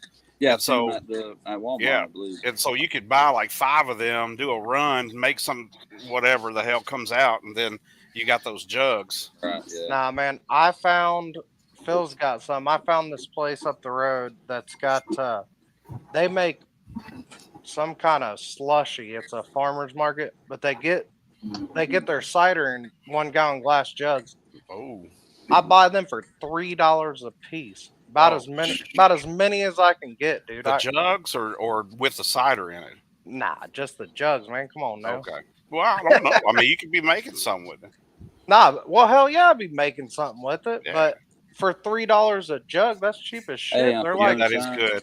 Hey, old Sonny Lyle found them. Sonny Lyle found them on the way to damn Maggie Valley. Remember, he put them out there. He found them at that one cider place for a damn $1 a piece. Wow! I wish I could find them for that. Shit, you can get mason jars I for bought that. $20 worth. I said, if you go by there on your way back on fucking Friday or whenever he's coming up, I said I'll fucking take $20 of them. Where I'd have took 20 of them. Shit, I want $100 worth if I find those. No, I'm always looking in the local Facebook marketplace groups because you never know when you'll find. What was it you was wanting to say a minute ago? Yeah, you was wanting to say something. Yeah, he's about to say, hey, check this out. We was talking about peaches, and I was going to say, the day before Maggie Valley, I went to Kroger's because I was getting some lunch meat. Shit. And they had these big old boxes, 12-pound boxes of peaches for $9.99 on sale. They're normally $19.99. So I opened each box and I crammed as many peaches as I could in each box. So they weighed more than 12 fucking pounds. Yeah, big box. I put 3 of them in there. And I rung one up before I used my Kroger Plus card. It didn't come up full price. And then the other 2 come up at $9.99. Because I rang them up after I put my Kroger Plus card. This lady was there. I was like, hey, man, that ain't right. And she only removed like one $9.99 charge. It was still charging me way more. And I was like, no, that didn't work. And she did it again and only charged me $9.99 one time. for 3 big ass boxes. Dang. And I looked on the box. Peaches came from Georgia. Damn. I don't know what kind they are, but I put them in. I didn't have time to make a mash before I was getting ready That to come to process Maggie. doesn't matter. So I put them in a trash can with a lid on it, fucking ferment barrel. Come back and there's white shit all over the top of them. I'm still mashing them. They're gonna be good as fuck. I don't give a fuck. Oh yeah. Mold, no. It's probably just some yeasty ass mold, Yeah. but I'm gonna boil them. I'm gonna Boil boil them them. and throw some acid on them. It'll be all right. Hey, I'm gonna run them. As long as the mold's not slimy, you know what I mean? Yeah, It's I just mean, that yeast mold. You'll be It's fine. just Run it's that. that good snowflake. You might Hey, find the It's cure that for good cancer. snowflake shit. I'll bring you that contraption I built, Phil. I went through 75 pounds of peaches in no time. It took me longer to pit them than it did to run them through that fucking garbage disposal. That thing's the shit. A garbage disposal. You're grinding them how with does a that garbage work? Yeah. Dude, Yeah, you could use the garbage disposal. Look, Yeah. Oh, I dude. built this I thing. want it. It's badass. I mean, it ate through a bunch of damn peaches. Start building them and selling them. I wanted don't to want put to 'em in sell my them. freezer, but Y'all can build them yourself. There Look, ain't room. it's Hey, a you think I could build it? It's just a 2-gallon bucket. That's my Oh, cat. okay. But it's a 2-gallon bucket with a goddamn garbage disposal on the bottom. That's all it is. Okay. I fed them in, shoved Yeah. them through with a stick. Dude, it ate through 75 pounds wife- of peaches, no problem. My wife is going to be pissed when I take our garbage disposal out. How do you explain that one? You put it back. I mean, you just Here's need some it. peach You just brandy, need baby. it for. You just need it for a couple hours. Yeah, that's Yeah, right. yeah, Yeah, know. that's good, man. Hey, what about- Greg, you're overthinking this. Just beat the damn top out of the sink, unhook the P-trap, just do it right down through there. Yeah, Hell yeah. Okay. I don't even have to. I already got it switched and everything. Yeah. Shit. 5-gallon bucket fit perfect under that She's sunbed. gonna, Hell she's yeah. gonna come back and try to run the garbage disposal. Yeah. Make sure you Hey, fucking damn pit them first. Them pits is Yeah. hell on garbage disposal. Hey, it smells great now. I mean, my wife's been happy if I'd done it in the house. That's Dude. that's Yeah. free Scentsy. That's a good idea, though, man. Props. I saw it. Hell, I don't know. I saw it somewhere on YouTube. They did something like that, and I'm like, that. See, we at work, man. I work for a company. If it just makes a weird sound, they replace it because we're like my apartments are so high end that if it just makes a weird sound, we don't try to fix it. We just replace it. Yeah. So I'm like, this sumbitch still works. So I brought it home and hooked that thing up, man. Hey, next time you have one of those, let me know. I'm going to drive up there. Yeah. Hey, I think PhilBilly's gonna knock some kid out. Uh-oh. Hey, Uh-oh. PhilBilly, you gonna knock that kid out, man? Put him to bed? Little NyQuil? He came I'm for the not party. fucking with Baby Pop. That's my That's baby right. Pop. That's my boy. That's my Baby Pop. nephew. I wonder if that's his baby. That was a That's badass totally- picture of him when they did those classic pictures. Oh They yeah. had him, man, that was awesome. Yeah, them old time pictures were badass, Phil. Yeah, they were nice. turned out good. Hell yeah, it cost me $300. Yeah, hey, I've got one of all my girls and all that shit, dude, and I've had it for like fucking 12 years. You know, I need to do another one, but you can't replace that shit, dude. It's Phil, awesome. you fucked up, dude. I bartered with them, and I'm like, look, I don't need a printed picture. I just want a flash drive with the pictures. They're like, well, we don't really do that. And I'm like, well, I'm not I've paying done some $300 Salisbury for two Natural pictures. JL. They're like, well, if you want that, we'll give you 6 pictures for $120. And I was like, fucking done. So I got to pick 6 pictures. They put them on flash drive. I just printed them at goddamn Walgreens.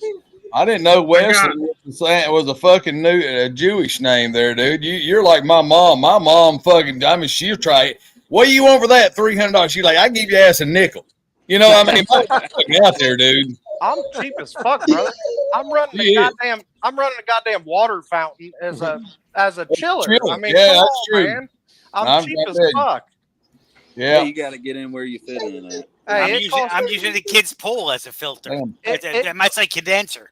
It cost me $30 for a fucking chiller that y'all would have spent $600 on. Yeah, Granny Smith.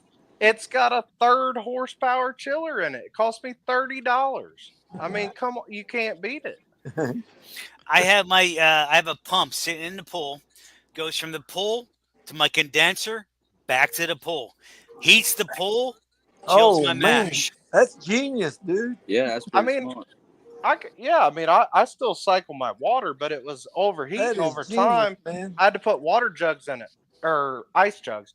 Well, in the winter, I mean, if I'm not using an ice in Pennsylvania, I use an ice auger, go through the pool, and I can drop the pump down. If it's too cold that I can't get anything down, I'll get a cooler, drop a filter or a pump in that, just keep shoveling ice into it. Yeah, if it's that cold outside, man, just get your 55-gallon drum and yeah, exactly, man. But that's what I'm outside saying. the window. All these guys run these chillers that cost a fortune. I mean, Phil just got some chillers for a good deal. I still got not even a fifth of what he paid for those in this one. And yeah, it's a big, tall, ugly looking thing, but it was $30. I mean, if you're cheap as fuck like me, get on Facebook. Frugal. That's the word. Frugal. Get on Facebook. Money conscious. Money conscious. Get on Facebook Marketplace. No, I'm cheap as fuck too. You can say that. Get on Facebook Marketplace. Find an old ass water fountain, because I'm telling you, they got a 3rd horsepower. Well, some of them. This one's got a 3rd horsepower chiller in it. Like, it cost me $30, man. Well, that's what shining's all about, though, and everybody. And I'm not knocking any of the big brands or any still builders or anything. There's nothing wrong with that. I would love to have my big old fancy, 150 something gallon still one day. I'm just not there yet. But that my very first still was actually built from a 3-gallon crock pot, a low country boil crock pot that I stuck a copper pipe in the top of. I put some little clamps on the side, and I made it work. And that's like what you're talking about. That's what shining is all about. And a lot of folks, I think, need to understand that you don't have to have all the fancy stuff. You don't have to be the guy that's that has all the big copper still or anything like that. It's just a part of tradition, is making do with what you got. Hey, that blackberry brandy that everybody liked over there, that was a keg still. That came off a stainless still. Yeah, see, stuff like that. I see them keg stills all the time. That was a damn good brandy, and it came off a stainless still. It's funny, you guys are saying, you like buy this shit and do this shit and build this shit. It's like I just won at an auction 4 of those air stills, which you use air. You just it's like a freaking coffee I've heard pot. about them. I haven't seen them. I mean, and you can cook and it uses the air and a fan to distill your products. But have you ran one? I've heard one. I've ran 5 at one time. I mean, I did a run on one today, a test run. It's not great, but you know what? If I wanted to, if you're starting out, if you're somebody that's interested in it, even like the Viver stuff and all that, if you're somebody that's new and you don't know what you're doing, there's always a place to start, and there's. We need to quit turning people away from it. It's just like with anything else that's dying out. This is a tradition that we need to introduce. Like my age group, I can tell you, I can count on one hand how many people that are my age that I personally know that are even interested in this kind of thing. So it's something that we need to not really so much shun people away and kind of embrace the new technology and the new ways of doing things and keep the old ways alive in the meantime. And so some of that is using new processes like what you're talking about with that new process. I'm just doing it because you know what, it was $75 for 4 air stills. I'm not gonna argue that. No. I mean, I could sit there in my office and run 4 stills at the same time. But the thing is, I mean, what we're farm engineers. What we believe, I mean, we can plow the back 40, throw a tie rod and use some kind of fucking MacGyver thing to plow the next 40 and do something else, where other people in this society will not be able to do that. There you go, Phil. You got them in line. What's that? What happened there? Daisy That's his. chain feathers. He daisy chained. He just got one of them. He already had one. Now he's got a matching pair. Oh man, that's awesome. Get As real farm, close I here. mean, See. I would trust a farmer over any city slicker. So Well, Phil, you know, and that's not to speak bad on anybody, but you know, I think No. there's a lot of people out there that could, you know, there's so many people out there that are set on, and a lot of the old timers I grew up around that taught me the things that I know, they were kind of that way. And I'm not speaking bad on them, but there was a lot of them that what they were taught and how they knew how to do things was the only way to do things. And so, you know, if you have that mindset and you're just being the asshole to everybody that wants to learn and is just there to learn and carry on that tradition, then where's that tradition going to be in 10, 20, 30 There's a years lot of from now? those out there.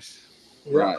And you know, you would think just because they're an old timer, they know a lot. You know, they must know a lot. You know, and, you know, Well, I've you been have to doing be it careful. 47 years, and I'm an old timer, and I can tell you, there's some old timers out there that know how to do it one way, their way, and they make corn liquor with That's sugar exactly. and cornmeal, and they're masters at doing it with that. Yeah. But you talk about rum and all Anything else? fancy shit, Anything they else know that's a nothing. blank? It's They like know no, that's nothing. not. Yeah, we're Yeah, not doing I any of agree. that shit, boy. You know, I've been there. Trust me, and that's some of the folks that I've grew up around, and a lot of those guys were doing exactly like you said. They were corn liquor guys. If they flavored anything, oh goodness, if you talked about putting anything in post flavor, you might get your butt kicked, you know. Yeah. But it's just the world has changed, and even back then when I was bootlegging for those guys, we would take it to a party somewhere, old teenage party, and we were putting in our own flavors into the 180 proof neutral spirit that these guys were making. And we were making a bit of money off of it, you know. But you I'll didn't tell go y'all back something. and tell those guys that. About old time moonshiners, all the ones that I know growing up, they wouldn't teach you how to make liquor. They wouldn't teach you a goddamn thing. They'd sell you liquor, but they wouldn't teach you not a fucking thing. They wouldn't give you a recipe. They wouldn't show you how to do it. They would not.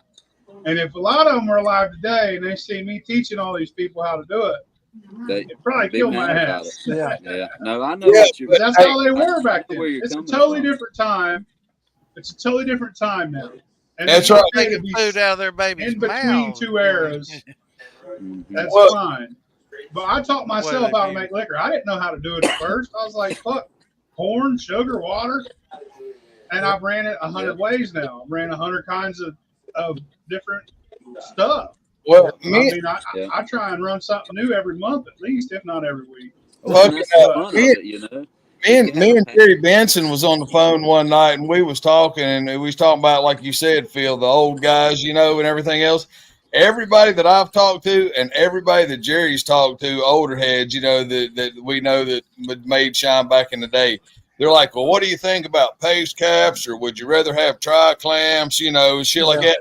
Them guys, his old men were like, man, I wish we had fucking tri-clamps when I was out there. Yeah, right. You know, He's like, that's man, what I'm tri-clamps saying. fucking yeah. He said, I wished I had that shit. You know what I mean? So everybody's hung up on that fucking old school shit, you know, shit. These motherfuckers like, I wish I had all that right now, you know. You want to talk about old school shit? I had a hydrometer back then.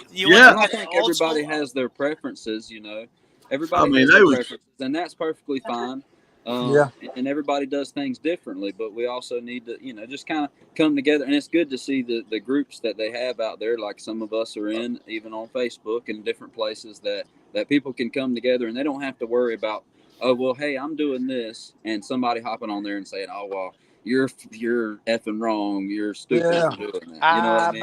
Yeah, you better watch out for Frank Thompson, man. He used to be the Moonshine Bandit. About half the groups I'm in, you catch that.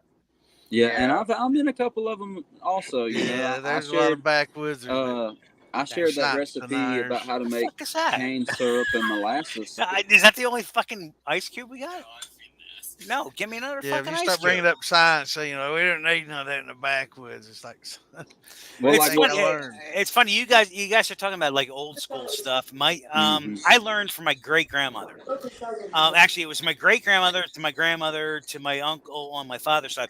But my great grandmother used to make laudanum, which was an opium based rye whiskey in Pennsylvania. Yeah. And if you ever had that, I can make that shit. But if you ever had me that, some. it tastes like I'm ready some now. it tastes like ouzo. Is But this a you poppy will, mash or? it is a poppy mash, but you will fucking. I mean, you'll be licking, tires. That's Right right. here, Bennett. Hey, Woody's phone number is 899. Hey, my phone number. And I'm gonna get everybody Woody's number. We're about to converge on fucking Pennsylvania and find there it. we go. We go. Yeah. And you guys might want to go for my Viagra vodka. Oh God. Oh, That will sell. That one, would. I was getting Well. 200. I was getting 200 gallons a freaking quart for that. Nice. Yeah. And it was one of my buddies works for University of Alabama. He had a friend in India that had he worked for some kind of pharmaceutical company, and he got the Viagra pills. So he sent them over to my buddy, and my buddy goes, "What can you do with these?" I'm like, "Oh, I'll make a horny goat weed." I thought it was really good until I went to Walmart that day, and I'm like going, "Holy shit, man! I could do this hands free." Going, "Holy shit! I could just Man, if you infuse with that stuff, it'll straighten your comb pecker out, man. Yeah, that's right. It'll straighten you. You go into an elevator, going, "What floor are you on, honey?" Oh, man. I see Woody needs my phone number. I ain't got nothing to say to that one. I'll drink to that one. Hey. Yeah, man. God, Back when I was a kid, wouldn't nobody teach you how to make liquor. Yeah, That's the way it is now, and that's the where it real was reason down why south. I started I was making very videos. lucky, Like, very, man, very lucky. You know, being we're gonna my make some age and the fucking age liquor. that I was, it was Yeah. it was just by chance that I happened to know some folks that I actually used to run dogs. We dog hunted for deer down here in the Osceola forest and stuff, and happened to know a lot of folks that when we went out there running dogs, they would have a jar of pickled eggs. Well, they would dump all the juice out and they'd replace it with moonshine. And when somebody killed a buck at the end of the day, we'd go back to the hunting camp. And these old boys I'm talking about, it was just, back then it was different. It was very different, you know. It was a very hush-hush crowd. It was in the shadows. And I'm glad to see that it's changed. But like Tom said earlier, you know, a lot of those guys, if they were still alive now, they'd be kicking my ass for this info out there. You know? I mean, and I think it's a good thing, but some of them, I wish they could see the way things are now, you know, just to know that folks are getting to carry on the tradition and not really, we're not looking I mean, we still are, but we're not looking over our shoulders like we used to. Yeah. Yeah. I grow that down there where Tom's from. That's the same way it was down in there.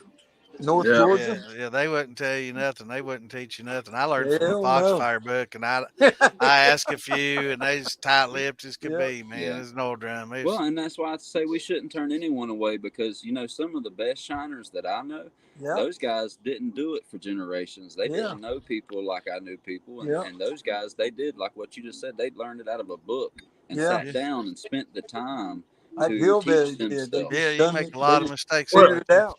You know, but and you know, like we was talking about, you know, but everybody did their own thing too. You know what I mean? Just one shiner did something this way, and it may have been the same. Let's say corn liquor, or whatever. How they made their still versus how much, you know, they didn't really copy anything. They didn't follow anybody else's lead. You know what I'm saying? They did their own thing, made their own way, because, you know, nowadays we got the internet, you know, we got, you know, I mean, we can call California, you know what I mean? Just pick up the damn phone call, you know.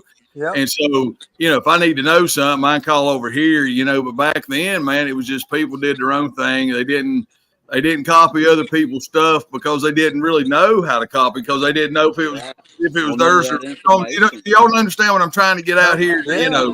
None of it was there. You know, I mean, they could be in the same county burning across the same mountain ridge up there, but everything was still different. They just didn't feel like they had to do their own thing because they didn't want to copy Bob's stills or Bob's recipes. You know, it was like, well, mine's made with fucking, you know, grade one. You know what I'm saying? I'm just rambling, but you understand. That's even And Yeah, now, it is, though. and now, and Now I now just with watch a YouTube video on PhilBilly. now with the kegs and the different pot styles and everything else. I mean, my shit looks a lot like Phil's and everything else, but with the kegs and everything's so different, compatible now, man. We can put copper and stainless together. It's just crazy nowadays, Yeah. I mean, it shows that you could turn anything into a still. Yeah. Right. And that's the same thing they did back then. I turned a fucking pickle jar into a still. And all these people that say, talk about old school this and that, they started talking shit because it was made of glass. And you think that the old timers wouldn't have run that or any goddamn thing they could get their hands on? I mean, they ran oil drums mostly to sell it. And I get people all the time also, they don't know what they're fucking, listen. And I'm not creating a divide because everybody's awesome. And this is fucking awesome. That we have a community, but there's a difference between a bootlegger and a fucking hobbyist that don't understand why a motherfucker puts juice in his shit, waters it down. They're like, I'm a purist. This has got to be 80 proof or above. And it's like, do you make a living selling 80 proof or above, motherfucker? Wouldn't you make twice as much money if you sold 10 times as much liquor? There's a difference between a bootlegger and a hobbyist. Yeah. Hobbyist gets to be a bougie motherfucker and gets to say that shit. That's exactly right. Some people got to make $1. And apple pie's been around for 100 fucking years. I mean, fuck. That is the most take one jar on the face of the earth. You could take one jar and make the same amount of money as you could. You know what I mean? You could turn it into 5 jars and make 5 times the amount of money. What the fuck are you going to do? What are you going to do? Nail on the head right there, PhilBilly. We used to do the same exact thing, and then the guy that I specifically used to bootleg for, he was a good fella, but he made 160 proof and higher, so it was always neutral spirits. And what we would do is we would take and we would flavor it down to about 100 proof, and so we were almost doubling the amount of liquor that we had. And we would pay so much per gallon for it. We were getting about 5 or 6 gallons at the time, me and my buddy. And we would turn around and then produce about 8 to 9 gallons off of that 5 or 6, go to a party somewhere, and we were selling it by the quart, and we were tripling our money. I mean, it would just sell out just like that. And I would tell the guy, we would argue every now and then.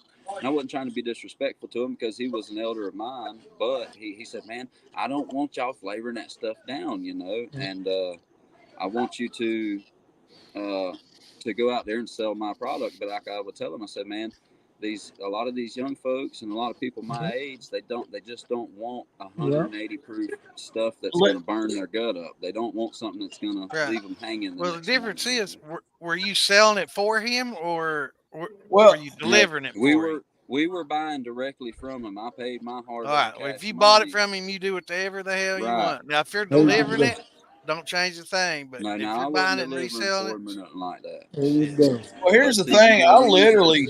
Me and Mark Ramsey literally had this conversation Sunday in the parking lot to Comfort Inn.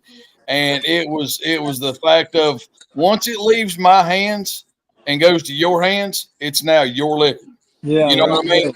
Unless you're delivering it for me.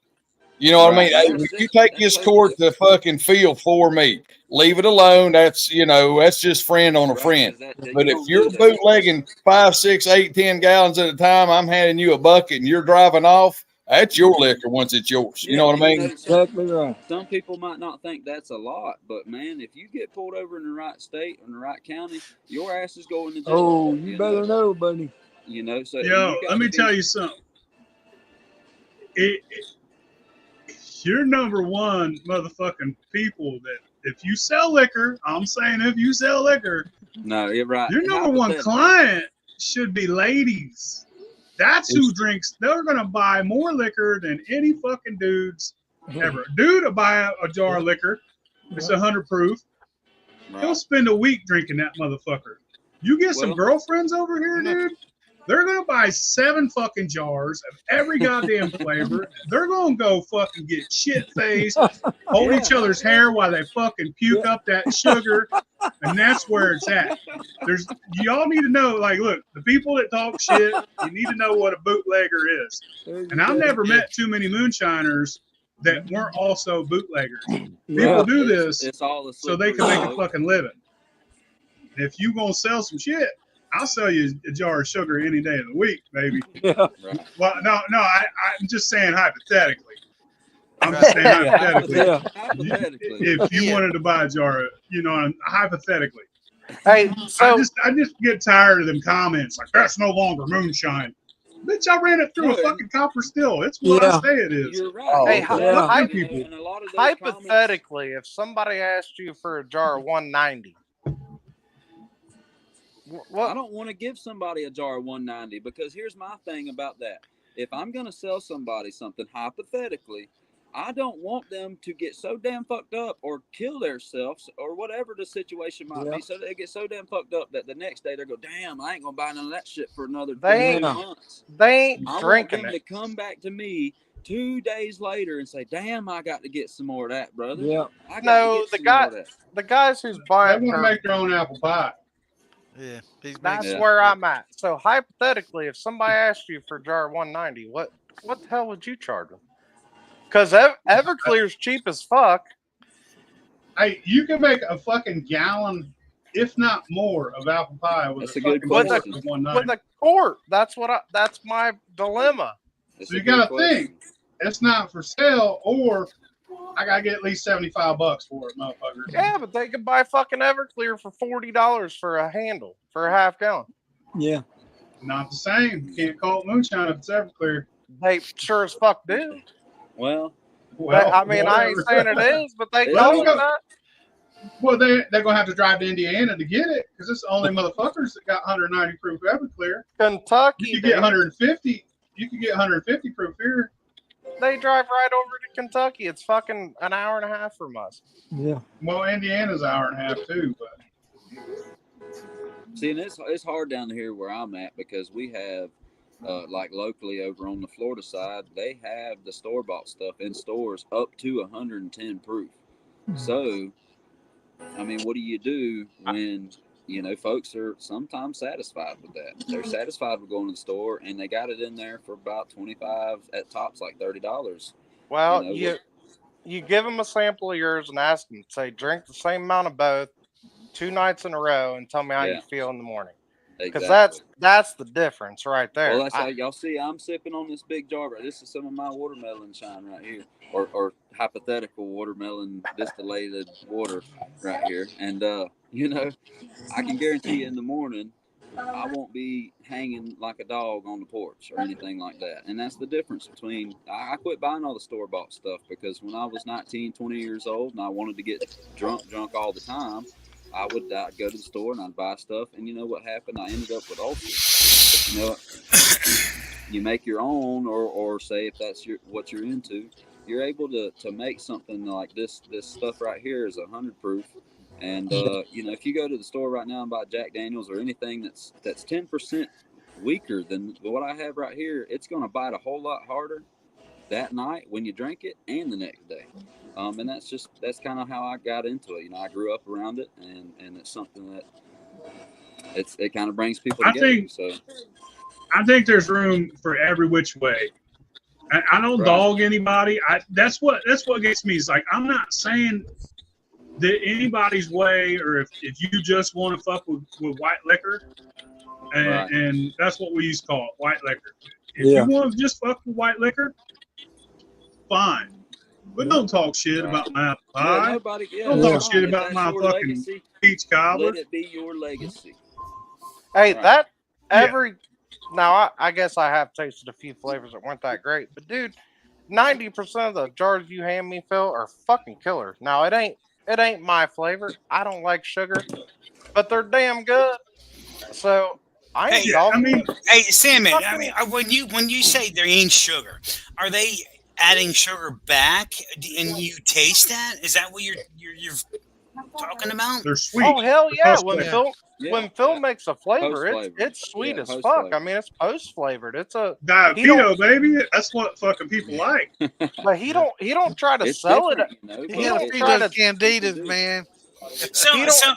He don't try to tell you any different. When he gives you a jar, he's going to tell you, "Hey, it's post flavor. It's got sugar in it." I mean, he ain't I trying don't to lie dog about you. my liquor. Never. Yeah, So, will. all right. So what's Never what's lie what's about my post flavored? I mean, consider like what you guys do. I mean, what's post flavored? Are you post flavoring Anything you put in after it comes out of the still, anything After distillation. after distillation? If you Other put than wood. anything in that jar other than the liquor that came out of the still, Or you water. post-flavored it. You changed Or it. water. Or water. You're allowed to water it down. That's still not post-flavored. That's just proof. Or wood. That's like I mean, this you right can. here. Now that's what I was getting ready to ask. Okay. What about like a walnuts? And getting some walnut tannin and walnut flavors. I do that post-flavored. sometimes. That's Yeah, still that's post flavor because it's got. Guys, some I walnut hate to butt in on you, but I'm gonna have to call it a night. All right, Amos. Yes, sir. Good Amos. seeing you, bro. See you, Thanks, brother. sir. Yeah, Take it I'll easy, see you in a All little right. bit, Big Later, Phil. brother. Enjoy. Take it easy, bro. Hell yeah. Bro. So as post flavor, if I add lactose in the second run or in the thumper before it comes out for sweetener, is that considered? No, that's Nope. still your After distillation. distillation. Yeah, it's Right. You can add final fucking distillate. what you call it? You could add glycerin to your thumper. It's not post-flavored. It's fine. It came out of the fucking still. It distilled. Yeah. But once you add sugar or extract to the jar itself, to the batch, that's post-flavor. That's after it came out of the still. What you do in the still, I thought about trying xylitol. I wonder how that comes through. Has anybody tried xylitol? That might fucking be awesome. Man, and I always. Is that the one that you were talking about earlier? No, xylitol is a sugar alcohol. Sweetener, yeah. I was always flavored with a lot of different It's a things. sweetener, and yeah. Around with a lot of different things, but there's just so. I think there's a, like you said, there's kind of a. Everybody has their own different ways, and I kind of have my own way to do things. Like when I post flavor, if I'm going to use, sometimes I'll take some of my mash itself and save some of it, and I'll take some of that clear mash, strain it through a cheesecloth about 3 or 4 times. I'll heat it up to a boil to kill off any bad bacteria, and I'll say if I have something that comes out of the still at 130 proof or 140 proof, I'll temper it down to 100 proof with the actual mash with the back end itself, instead of using any kind of tails or anything like that, and that's how you'll get the color like that in the end right there. I don't know if y'all could see it very good with the lighting I have. James, I do that, but like if I'm running a pot still and I'm like doing just corn, and I'll frickin' run the whole shit through on the strip and run, and whatever's left in the pot, I will actually add that back in, and I'll have just say 20 gallons. Yeah. I will steam that off until it becomes a concentrated value. Right, and like I say, I don't. And then I'll add that back into the next batch. Yeah, and I don't mean to boil it off or burn it or anything like that. But because I know a lot of people will take and post flavor with stuff like concentrated juices or something like that. But I'm just saying, if you already have something that is like your mash, say if you made a watermelon, like this is watermelon right here, and if you had a watermelon mash, an all watermelon mash that had what I used was cane sugar, and you had something like that, you could take and save like a gallon of your leftover mash, and you could use that, like I said, just to bring it to a heat, just to kill off any bad bacteria or anything like that. Strain it through a cheesecloth a few times to get any of the floaties out, as some people like to call them, and then you can actually put it back into your drink, and it'll give you that. Let me turn on the light here. See if you guys can see this a little bit better here. The color that I have here, and that's 100 proof on the dot. Something, but it's really, really smooth for 100 proof, and it gives you that color. So you have the flavor that comes through with the distillate, but you're also taking basically your mash, your beer, your mead, whatever you want to call it, and you're giving that flavor into your final product. And so and it's not for everybody, but it's just something like when I was growing up, they made a lot of homemade wine or fortified wine that was closer to like 30 or maybe 25% alcohol. So this right here being 50% alcohol or 100 proof, it's a little bit stronger than that, but it's something that you can drink on. And like my wife, she enjoys it. Something my family members enjoy, and it doesn't. You have to be careful because it will sneak up on you for sure. So take it easy, Brad. So I found that brandies, I will run my tails down until it's like 10%, and sweet water they call it. Yep. Mm-hmm. I like proofing with it because it's got a ton of flavor, but it clouds the fuck out of my distillate if I don't get enough, and I got to proof with a distilled water. It clouds it. Yeah. But man, you want to run a flavorful brandy, proof it with that sweet water at the end, and if you're not worried about clarity, man, it will make a fucking awesome. If you drop the temperature of your condensate, your cooling water, it can happen mid-run too. Exactly. If you drop the temperature of the cooling water, you won't get that because that's the fats in the actual oils that's actually causing it to cloud up. I noticed that if I cool the water to a lower temperature, I would say 38. I mean, I'm talking low. Cold water, yeah. I mean, I probably run 40, 45 degrees all the way through my tails now. I mean, I'm running cold water. Like my chiller, my water fountain, it'll run down the tails, and then I crank the heat and I start adding ice. So I run 40, 45 degrees. I don't think that's it. I think it's just late tails is pulling oils. I mean, fruit carries oils, and right, yeah. I like I said, I always, if I'm doing like a brandy, I'm always pulling lower temperatures in my cooling coil.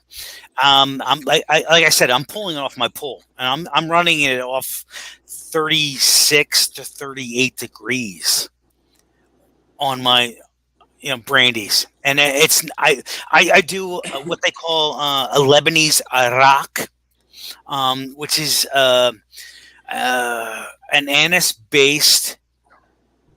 Go ahead. I see that look. I didn't know that look. It's an anise based alcohol that does not exceed 110 proof.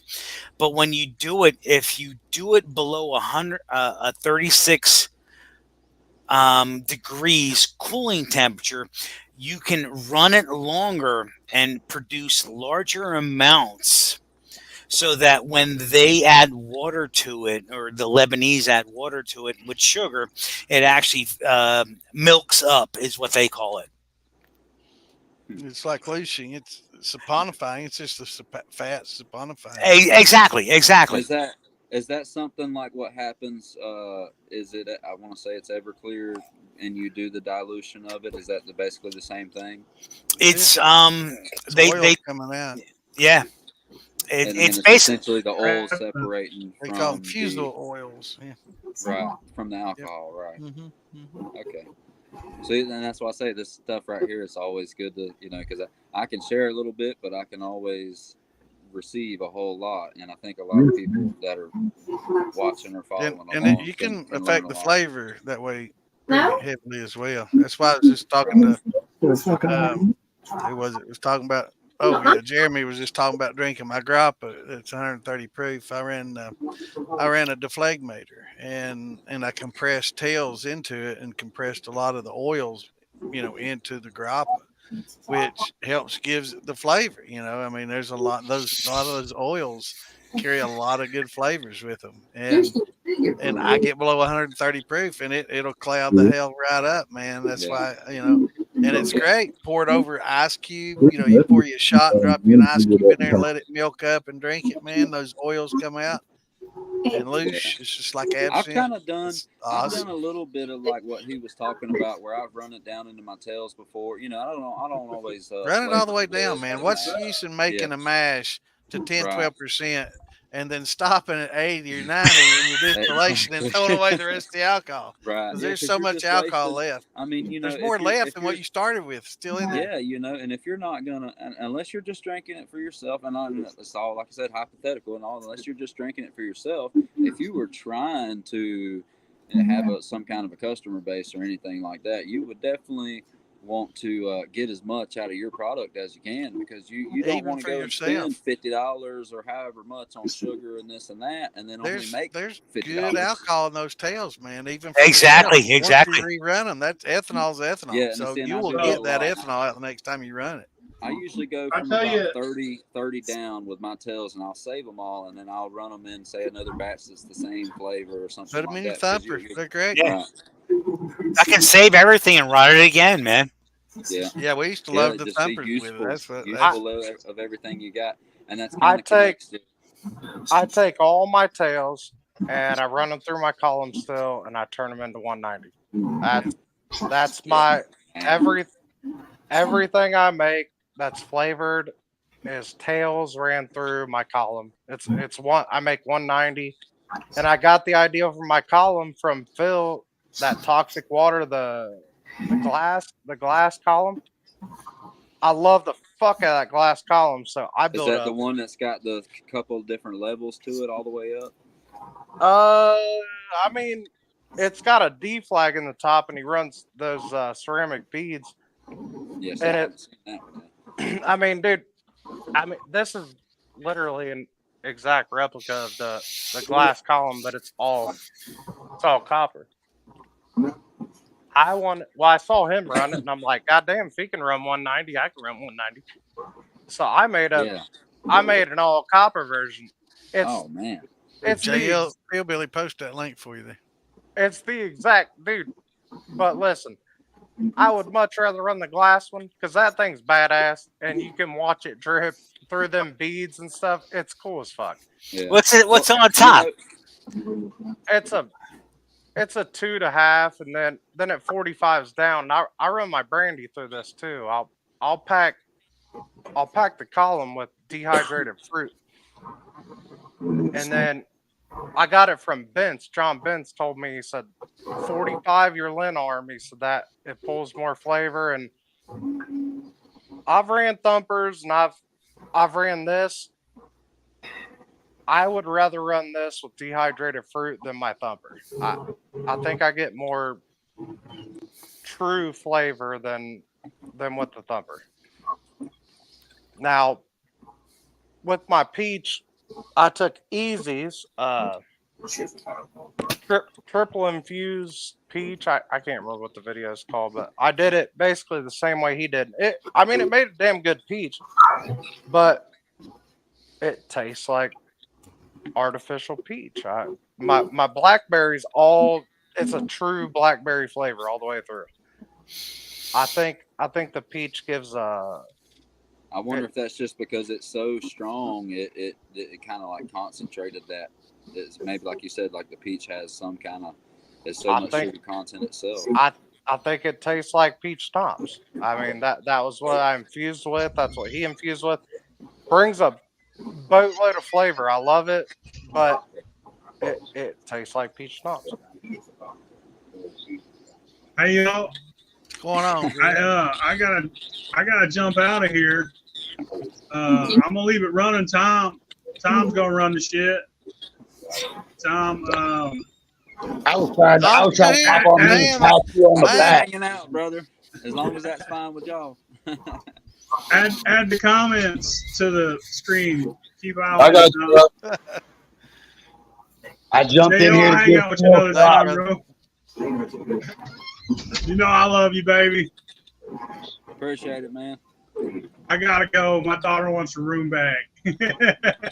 I need to get better internet. Get the shit together. I had a computer in the garage, but nice system. You need to move out the damn still house. Yeah, it's hot as fuck out there, though. I'm sitting in mine. Don't be a pussy. Hey, before I'll you see strike y'all. out. See you, brother. We'll see you, brother. Yeah. All right. Next. Okay. What's up, man? I want to interrupt. I have a question. I heard something that I gotta ask some questions about.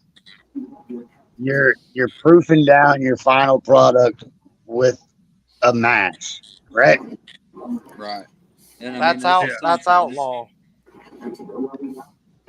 That to me, that's new. I've never tried that. Never heard about doing that.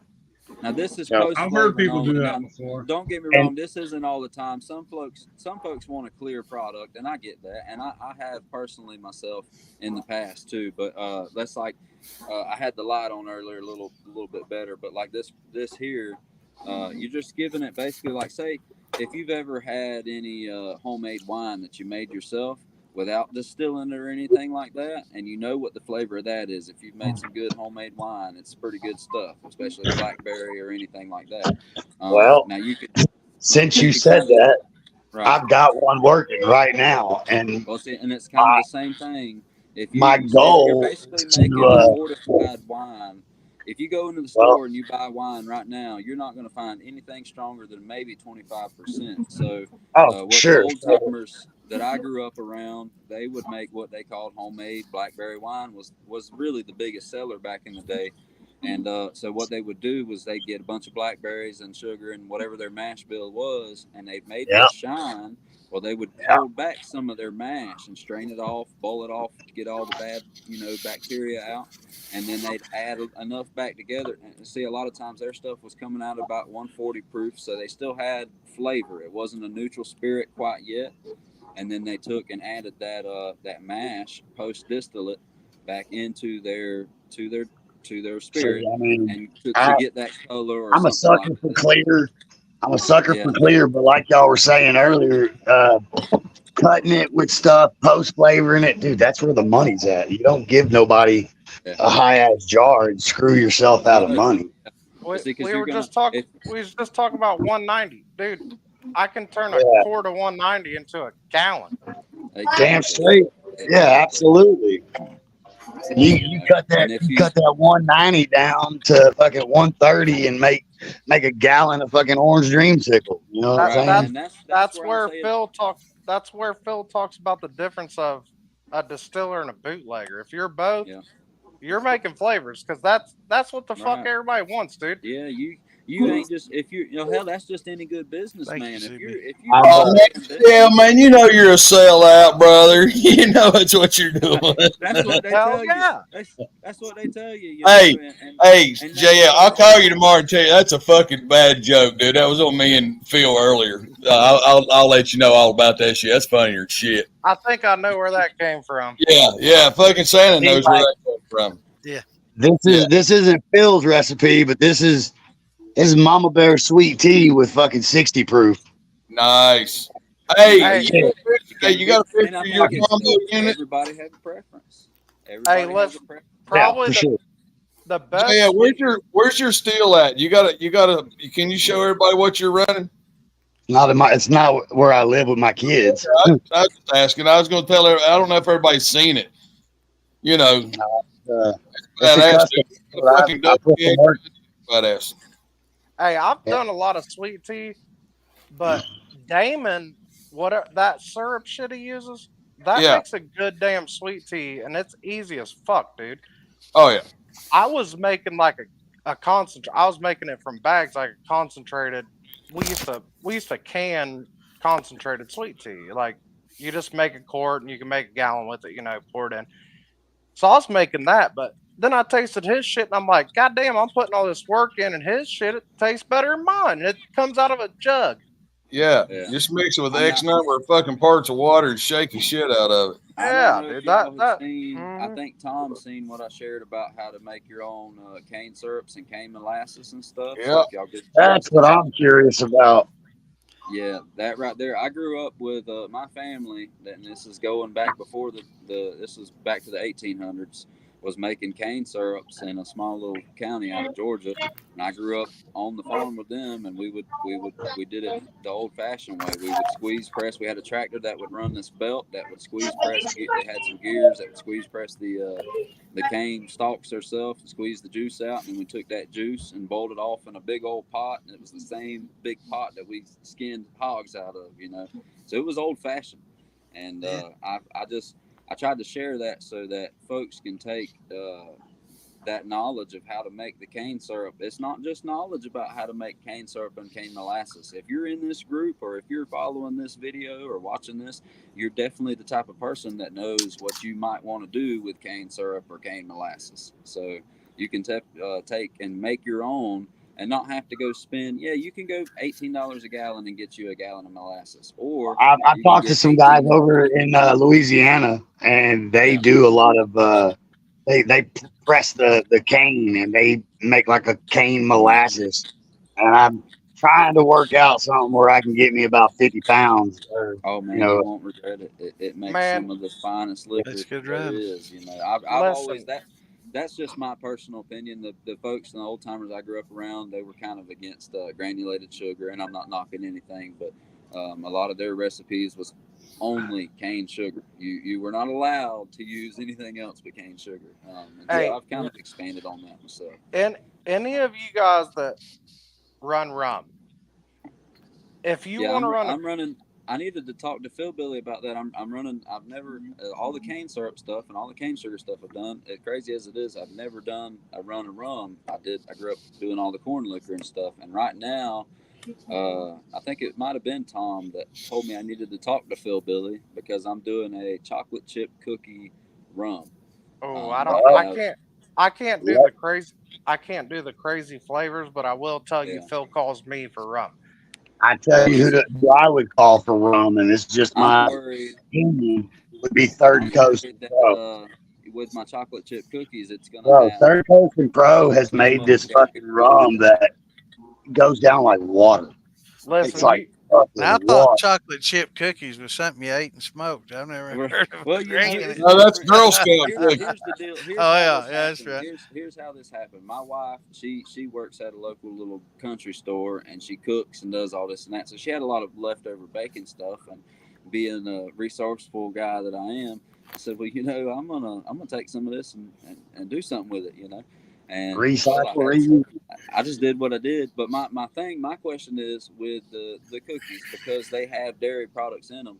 Am I not gonna get? Because I think it was PhilBilly that just did the Fruit Loop cereal shine or whatever, the Fruity Pebbles. Nah, that was Afraid Not. Well, he had a lot of Afraid Not, and he had a lot of like some kind of oil or something on the top, and he said it smelled really just like puke, I guess, from the sulfuric acid or the sulfuric acid. It's butyric acid. That guy loves PhilBilly. They are great. Yeah, they're tight, man. They're just like that, man. Well, I seen the video, Oh shit! I had There's a lot of love, man. And I said, I told my wife, I said, well, you know what? If something that you think you might like to drink, I'll try it out. It can't hurt. I have to get a picture of it and share it to the militia group. But, I checked it today. It's been a little over 36 hours now, and it's bubbling off pretty good. It's just a little 5-gallon batch. Just something. Anytime you get that vomit smell, it'll go away. Let it take its course. Just leave it alone. Just leave it alone and let it run its course. I learned the hard way. Do not run that shit before it runs its course. It will smell the same goddamn way. Yeah, that mash smells. Yeah. Let it. I did a banana rum with brown sugar and blackstrap molasses, and bro, I don't like rum. I don't like bananas. And that shit smelled like black olives. My whole fucking house stunk. But once it finished off, it was coming out around 160-ish, and I necked it down to 140 just to have it sitting before I did anything with it. My old lady's cousin come in and just smacked that jug. And I was like, bro, don't. Oh, he went straight to the floor, sat down, started sweating. I was like, no, dude, don't drink that shit. Like, it ain't. You can't do all that now. Hell no. That cane they do the walnut syrup just like maple syrup. Yeah. Are any of you Are any of you guys coming to Farm to Bottle? That I'll be there. want to run a good Yeah. rum? I want to go. Tom already got and some. I'm But trying to listen, figure out a way to get up there, but that's a ride But for me. a lot of I y'all got are all north of the Mason-Dixon and over on the East Coast. I got the hookup on rum, like molasses. It is badass molasses. It makes up Can you get blackstrap? You got a good connection on that? No, we get better than blackstrap. way better, dude. This is Okay, see, because This is it's all the stuff purpose that I made. This is find. purpose made for rum. They sell Okay. it to. They usually only sell it in 275 gallons plus, but I live 10 miles away, so they'll sell it to me in 5-gallon buckets. Like It's literally black pearl molasses. Is that buffalo molasses or something like that? called No. black pearl. I can get it Black in pearl. Jamaican style. I can get it Caribbean style. I can get they call it a black pearl plus. I don't even know what the fuck that is. It's supposed to be real rich flavor. I can get it a bunch of different styles, but dude, I ran rum for a long time and had a damn good rum. And I got this stuff, game changer. I mean, most of these guys tasted it at Hillbilly Jamming. I Well, see, I I've always I think wanted you'd to be do- hard pressed to find a rum on the shelf that's can be better than this. It's fucking good stuff. It is. Yeah. It's hard for me to find rum Man, that is any I'll kind tell of you, good you can get a molasses hold of because Pro and Third Coast and try that rum that they've done. Man, dude, that's insane how smooth. That's the one that they're wanting to showcase for Broken Bones or whatever. And dude, it's some fucking bad shit, bro. It goes down like water. I sent out a clear version of this rum to what was it? Winter Jam, Tom. I sent some out your way. something like that. So you all got to try the clear version. I don't like clear rum, so I turned it all into spice rum. So what you this guys is some had? PhilBilly, and this is some PhilBilly inspired shit. Oh, That's my orange dreamsicle. I just don't use the whipped cream vodka. you got some That's my Hawaiian electric. hillbilly. No, that's an electric lemonade. That's all. I like using Phil's recipes, and I give him all the credit. I take a lot of Phil's recipes and take them to the next level. He a lot of this stuff's cheap. He does it real fast and cheap, and I try to up it. Damon, yeah, get a hold of me, brother. I'll get you some vanilla. But my sweet tea, oh boy, I can drink this all day, every day. Like I say, man, I did sweet tea forever, and I did it the hard way, and then I tasted Damon's, and I'm like, God damn, dude, he's just adding some syrup, and it's good, better than mine. There's been a few recipes I tried online from folks that I didn't like. There's some that I did my little tweaking to, like Texas Poplar introduced me to the cold brew, making a cold brew coffee. So I hit up the guy on TikTok from Drag Up Coffee, and he gave me a pecan bourbon praline. That with some 90 proof for about 2 weeks, let it macerate, and then strain it out. Hey, make Easy's blueberry lemonade, dude. I tried to tweak that recipe and do things. It's just a good recipe as is. Now he says let it macerate overnight. Let it macerate for a couple days.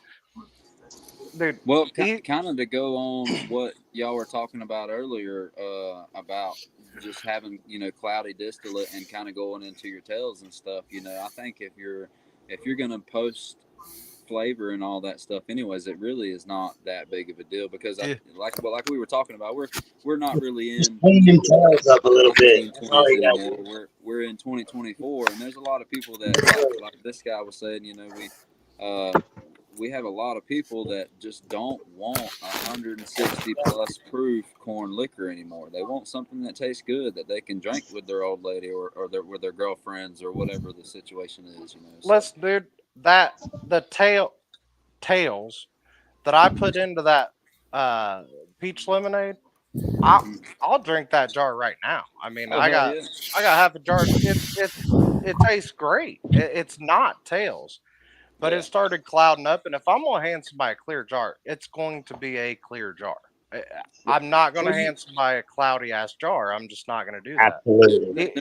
There's no He's sense in got wasting good liquor. Though. Ferglander's Right. got a bottle of my peach right there. It's crystal Right. clear. But if I'd have mixed in those last 2 quarts, because I ran most of it out in half gallons, but my last 2 quarts, I mean, I got one of them sitting here. It definitely would have clouded it up, right? And see, Man, that's what I usually it I ain't seem to bad. notice that happen. It ain't bad, but it's fucking cloudy You now. can tell, right? And see, But now if you were that's a like buyer, you that's might like not care. 110 proof tails. I mean, that's Right. good See, liquor. if you were somebody that was Have you buying a tried liquor, a bit of you filter? might not care, but just you being the guy that made it, you're definitely going to care, because once you see that, you're like, oh no, I don't want to sell that to nobody, and I get that, I totally do, and that's where like what I think Bad Santa was saying earlier, you take and put it back into your next run, and you can get you a little bit higher proof and get that cloudiness out of there too. So I took all my peach slop, my leftover, whatever you want to call it, and I strained half-ass strained it, and then I actually overfilled my fermenter with a bourbon mash, and I'm like, fuck, man. So I just left that peach slop in a barrel, and I dumped a bunch of that bourbon mash over, and I'm like, I'll just fucking run it as a mountain brandy, and I kept all my tails off that peach run. I'm like, I'll just dump that. I'll infuse with it because I got like a gallon and a half. Like I'll infuse with it and I'll dump the rest in my pot.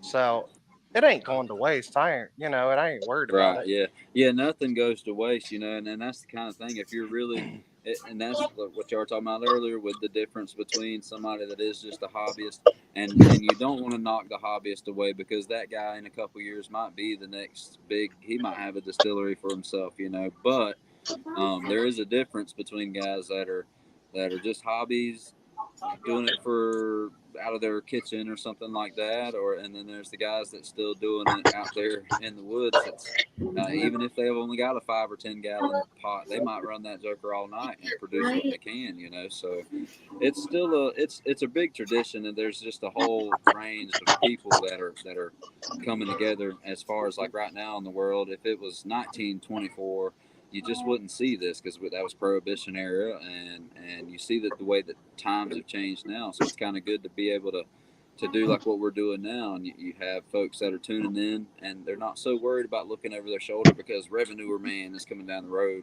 to bust them and throw them in prison. Man, I thought I was running good liquor until I met guys that are making it. I tasted liquor. Yeah, I drank liquor my whole life, but I'm drinking, backwoods. These guys are running gallons and gallons that they don't give a fuck. So I started tasting some like actually good liquor, and I'm like, damn, my shit just don't even hold a candle. So that just instead of quit, some guys quit. I'm like, no, fuck that. I gotta make better than that. Like You gotta that keep was working on it. yeah. I'm like, I'm Keep gonna working make on something better than that. if I could meet the guy, the 19-year-old me that used to make the stuff that I used to make, if I could meet that guy, I'd probably slap myself, because that was the guy that made stuff that ended up with me flipping 4-wheelers on top of myself and just doing dumb things, that getting into trouble and hurting yourself and You haven't refined it yet. ulcers and. But listen, the best guys I ever met were the honest ones. Look, if I hand you a bad goddamn jar of liquor, let me know, man. I That's don't right. like. I don't fucking If I tell don't me like it, that's I good won't shit. fucking I do don't. it. Dude, Because I'm not just doing this. I'm not here to do this. To I make am my money. worst critic. And that's JL, I say that all the time. I'm like, look, I don't like this apple. I think it sucks. I think it tastes like fucking feet or whatever. You know what I mean? And I'll hand it to somebody else, but give me your You're like, opinion. oh, it's so good. Fucking Shay and Amanda loved my apple brandy. I thought it tasted like ass. You know what I mean? I hated it. Tom, I did know you I taste? missed out on Did the you taste bonfire. any I of must that? have missed out on some good jars passed Did you around. I taste kept any of seeing that the pictures. Amburana age that I brought? Yes, absolutely.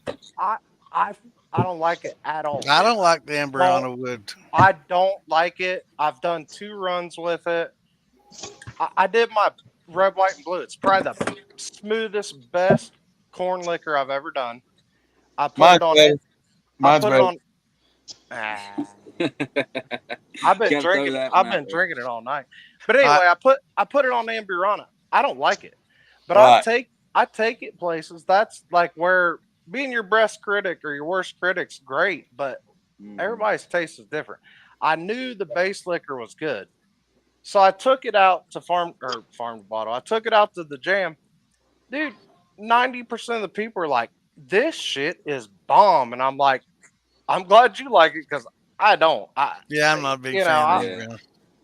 I mean, You're always your biggest hypocrite. You know, you're always your biggest critic, like he was saying. You know, and you might have something that you think is just it's all right, but you put it out there, and everybody else loves it. You know, so it's just always trying to improve. Hang on, real quick, guys. Hang on. Look, Rose Green said sumac tea in a mash. Now I have experience with this one. Me and Alan Bishop had a long, drawn-out conversation with it.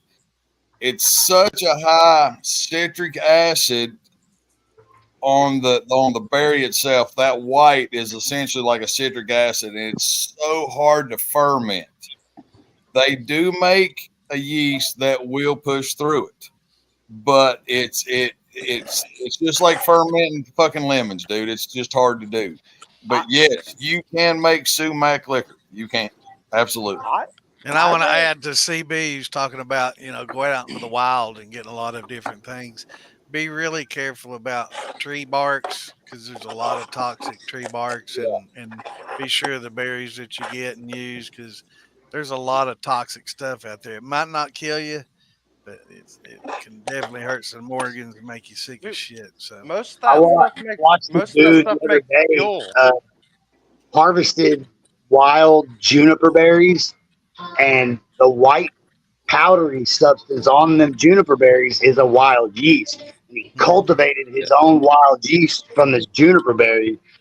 He made bread. I wouldn't be making no fucking bread, but he made bread out of it with wild yeast. So I was like, "Fuck, that's cool." Yeah, now see, I do know a little bit about stuff like that because my wife, she does a lot of sourdough breads and things like that, and you could pretty much take just about any wild yeast, like even off of oranges, and do what they call a yeast starter. So a lot of you distilling guys will know about this, and you'll do a yeast starter, and she basically just starts her yeast, and then she adds flour into that yeast, and the yeast feeds off of that flour, and it continues to build, and she makes a dough that she then turns into bread. So I don't know all the full process, but Rose, try using oyster shells instead of baking soda. Yeah, I've heard a lot about the oyster shells. It's a different animal. Now that's oyster for pH balance. Oyster shells hold a pH balance. It's not for a rapid change. Baking soda changes it. Now, I think it's a whole different thing. So if one's more considered a stabilizer, and you need to start with it. Yeah. And if you know your mash, you know you're going to crash. You know it's high sugar. You know you're gonna need stabilization. If you start out with it, you'll be in fine shape. But if you don't, and you get in a pinch, and it's like, damn, my pH is 3.2, and everything slowed down. You can't just throw it in on the top and expect the pH to adjust like baking. Wow. But baking soda has salts in it, and your yeast don't like the salts from the baking soda, and it also introduces a lot of oxygen back into your mash, which you don't want either. But if you have to use it, you got to use it. It's like listen, last resort type measure. This mash I'm working on right now, I have never had a mash stall, and this is a sweet mash. This has no backset in it. It tasted sour. I didn't fucking throw a hydrometer in it. It was cleared. It looked beautiful. Tasted good. I threw it in the still, man. I thought it was good. Man, that thing ran up to 210 degrees, and I'm like, before my thumper started hitting, and I'm like, something ain't right. Yeah. So I got to checking, and I checked my mash. It's still 1050, like maybe 55. And I'm like, holy shit, dude, something's fucked up. And I haven't really started looking into it yet. I'm waiting. I obviously cut my heat, and dumped everything into buckets. I'm gonna put it back in the fermenter and hope it'll work off. But Yeah, I don't know what to tell you. I honestly don't. I've done 100 goddamn all grain mashes, and I have never had this happen. Oh, all grain doesn't. You don't really get a lot of issues with pH with your grains. All right, but so high sugars. I And know I had, the rums you do. I'm sure you know you definitely run into pH. No, I've run into issues with rum, but this is an all grain. Like I said, I didn't even throw a hydrometer in. I'm like, shit, I'm good. It tastes sour. It smells good. I didn't even check it. And then I get to running, and I'm like, man, this ain't right, dude. So I finally threw my parrot under it, dude. Fucking heads were coming out at 74. I'm like, oh, I gotta cut the heat. Something ain't right. So, yeah, that's just one of those where you're just like, no, it ain't worth it. It's like y'all said earlier, it's not worth wasting what could be for what's gonna be. You know, Right. You might as well just cut it off right there.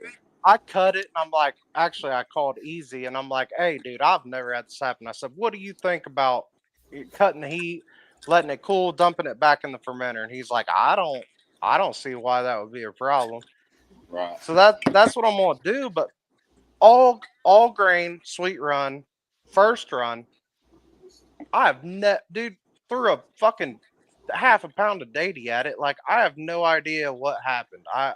What enzymes? Just all grain? You were just using like rye and barley and this is white corn, red wheat, 6-row, and I used high temp. I think it came from North Georgia. High temp, gluco, and alpha. I mean, the only thing that I could think of it converted. I promise you that. would have been maybe something on the corn or something like that just stalled it out. It could have been some kind of bad osmotic pressure. Osmotic pressure. Yeah, and I didn't think about that. You're way above my head. What the fuck are you talking about? Yeah, all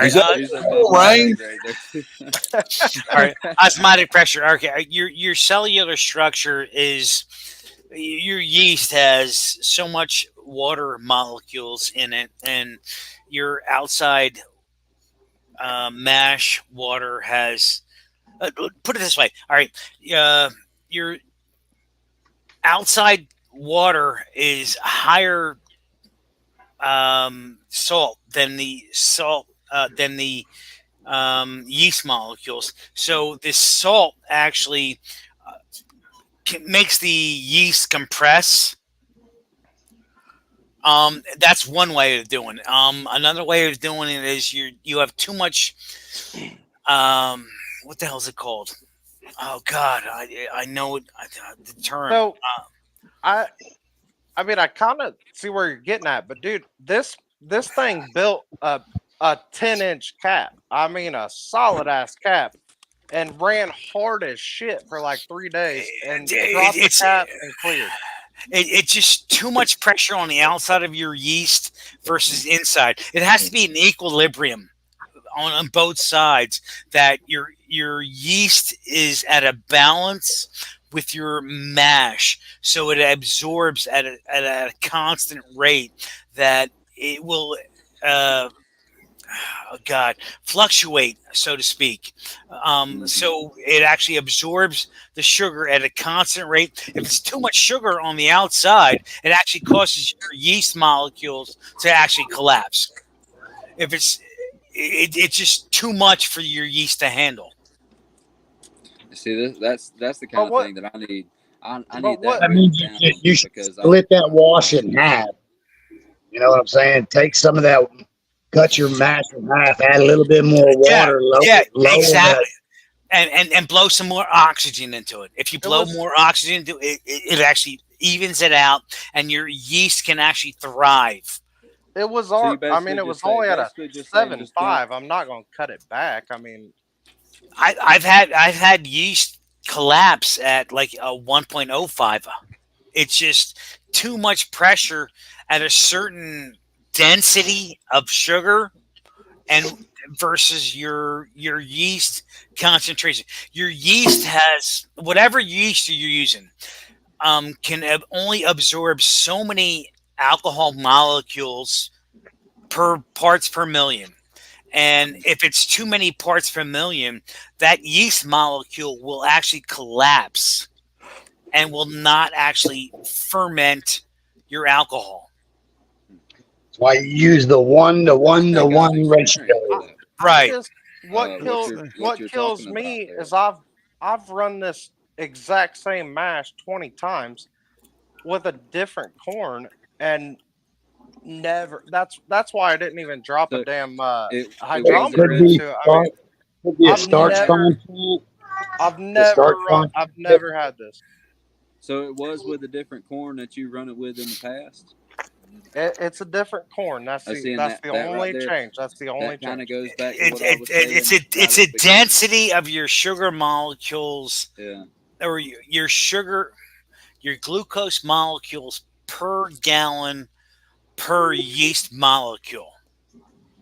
That causes the osmotic pressure, which you can have too much sugar that causes the yeast to collapse, or not enough sugar that causes your yeast to expand and again collapse. Does temperature and all affect that too? Because everything, atmospheric pressure, before doing stuff. I got a good one. Syrups and stuff. I got a good one for y'all that may make y'all may know what the hell I'm talking about, but it's the only time it's ever occurred. I was out there. I had 55 gallons of pure cane wash. I had pumped half of that barrel into the still, and then just capped off the remainder of the mash. Early in the day, it was hot. It was real fucking hot. It was up to 98, 99 degrees. It was hot. And once I started running, a storm come through. Like, it started raining and hailing its ass off. And I just happened to glance over at my fermenting barrel, and it was bubbling backwards. Huh. Never seen that before in my life. I have seen pressure changes happen even down here where I'm at. Like when a storm hits real fast or something, and then that barometric pressure drops. I've seen some of my mashes go from kind of vice versa. Sometimes either they'll be just a little slow and they'll instantly go to bubbling, or they'll do vice versa and kind of do the opposite. It kind of chinged my run. It slowed my run down dramatically. I had to put up wind brakes and shit, and then because it's like it was deadheading. The steam was deadheading right above my shotgun condenser. I was like, "Fuck, man." Oxygen to well, just to breed. go on this comment here, somebody said yeast doesn't need oxygen to ferment. It converts carbohydrates into carbon dioxide to make the alcohol. It needs oxygen. That may be true. It's a fact. You only need oxygen to breed. That's what But it needs. Oxygen. stir the shit out of it. Oxygen at the very beginning when it's breeding. Correct. That's why I say when you add that baking soda in the middle of the run, it'll add all that oxygen to it, and then it kicks it into the breeding cycle again, and it totally disrupts the cycle. Yeah. It's called an anaerobic environment is what you want when it's at the very first. You want to stir the hell out of that mash. I mean, you want to oxygenate the shit out of it right when you dump that yeast, so it'll multiply right off the bat. But once you start getting that cap, you don't want any oxygen down in there at all. After that, right? You can slowly press that cap down in there to keep it moist and keep the mash water on it, and that alcohol will help keep any bacterias and stuff from building up on the top of your on the cap. Anytime you start messing with it and you introduce more oxygen or anything, now you're going to run the risk of getting a bad infection that you don't want. And it's a lactobacillus pops out, right? You want that one. That's the good one. See, the thing is, as the yeast ferments, it goes through a different phase, and as its defense mechanism, it releases less ATP in the process, and it prevents the lactobacillus from taking over. The ATP is the energy that's released. That's the anodiphosphate triphosphate or something like that. Yeah, it's the energy that's given off. That's part of the exothermic reaction that's actually taking right. place. But the less it gives off, the more it protects itself from preserving itself, I should say. It preserves itself, and so it can produce again. But the more it produces, it actually Um, Well, you definitely want it to ferment slower. A slower Dude, that's ferment the kind usually of stuff, works you know, better. I want to learn a lot about that, and I think you know, I'm not the only one in my generation and my age that wants to learn these kind of things, and a lot of stuff like that is kind of still above my head right now. So it's stuff like that we really appreciate being shared, because it's things like that I can take from and learn, and pass on to that next little bit of group. I'll tell you who you need to check out is that's Mr. George Duncan. Mm-hmm. He is bro. It's a George is college great course for on beginners and moonshine. intermediate, but when it gets to a That's how certain I got level, you started with George. Now, Jason and Tanya had a question. His backset mashes always stall out. That's usually two things that cause that. You didn't run it down far enough and you still have a lot of alcohol in there, or it's really acidic and causes the acid levels to drop to a point where it causes it to stall. Yeah, So it really I just want depends to on make your sure, because mash. a lot of people run into that, and I want to make sure, because they use that backset and they sour mash and they don't run it down far enough, and there's still a high proof alcohol in that backset, and then they pour it in the mash and it kills the yeast right off. Man, they can't. Yes, sir. Yeah, you got to run that down, that backset, because I've had that happen to me. I want to say 3 or 4 years ago, and did my own little sour mash. Did kind of the same thing, and I only ran it down to about 40%. And I cut it off after that, and I definitely should have went a lot further than that. I cut mine off at like that was one of 40, those, like 20%.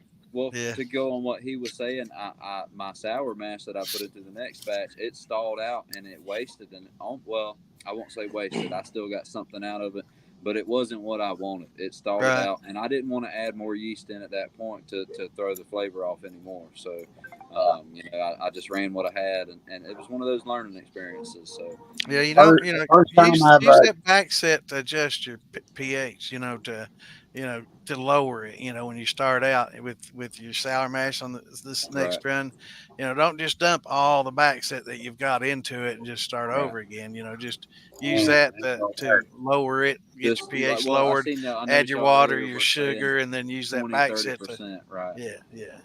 And see, and I think I've went a little bit over here on a tad too much in the past, so I'll kind of adjust that and go back, because I haven't messed with a sour mash bill, and probably since then, it just was one of those things that I was like, well, that is my move on to the next one.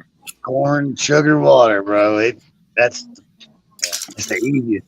I call it KISS method moonshine, bro. And thin mash. I did that for like 25, 30 years before I did anything else.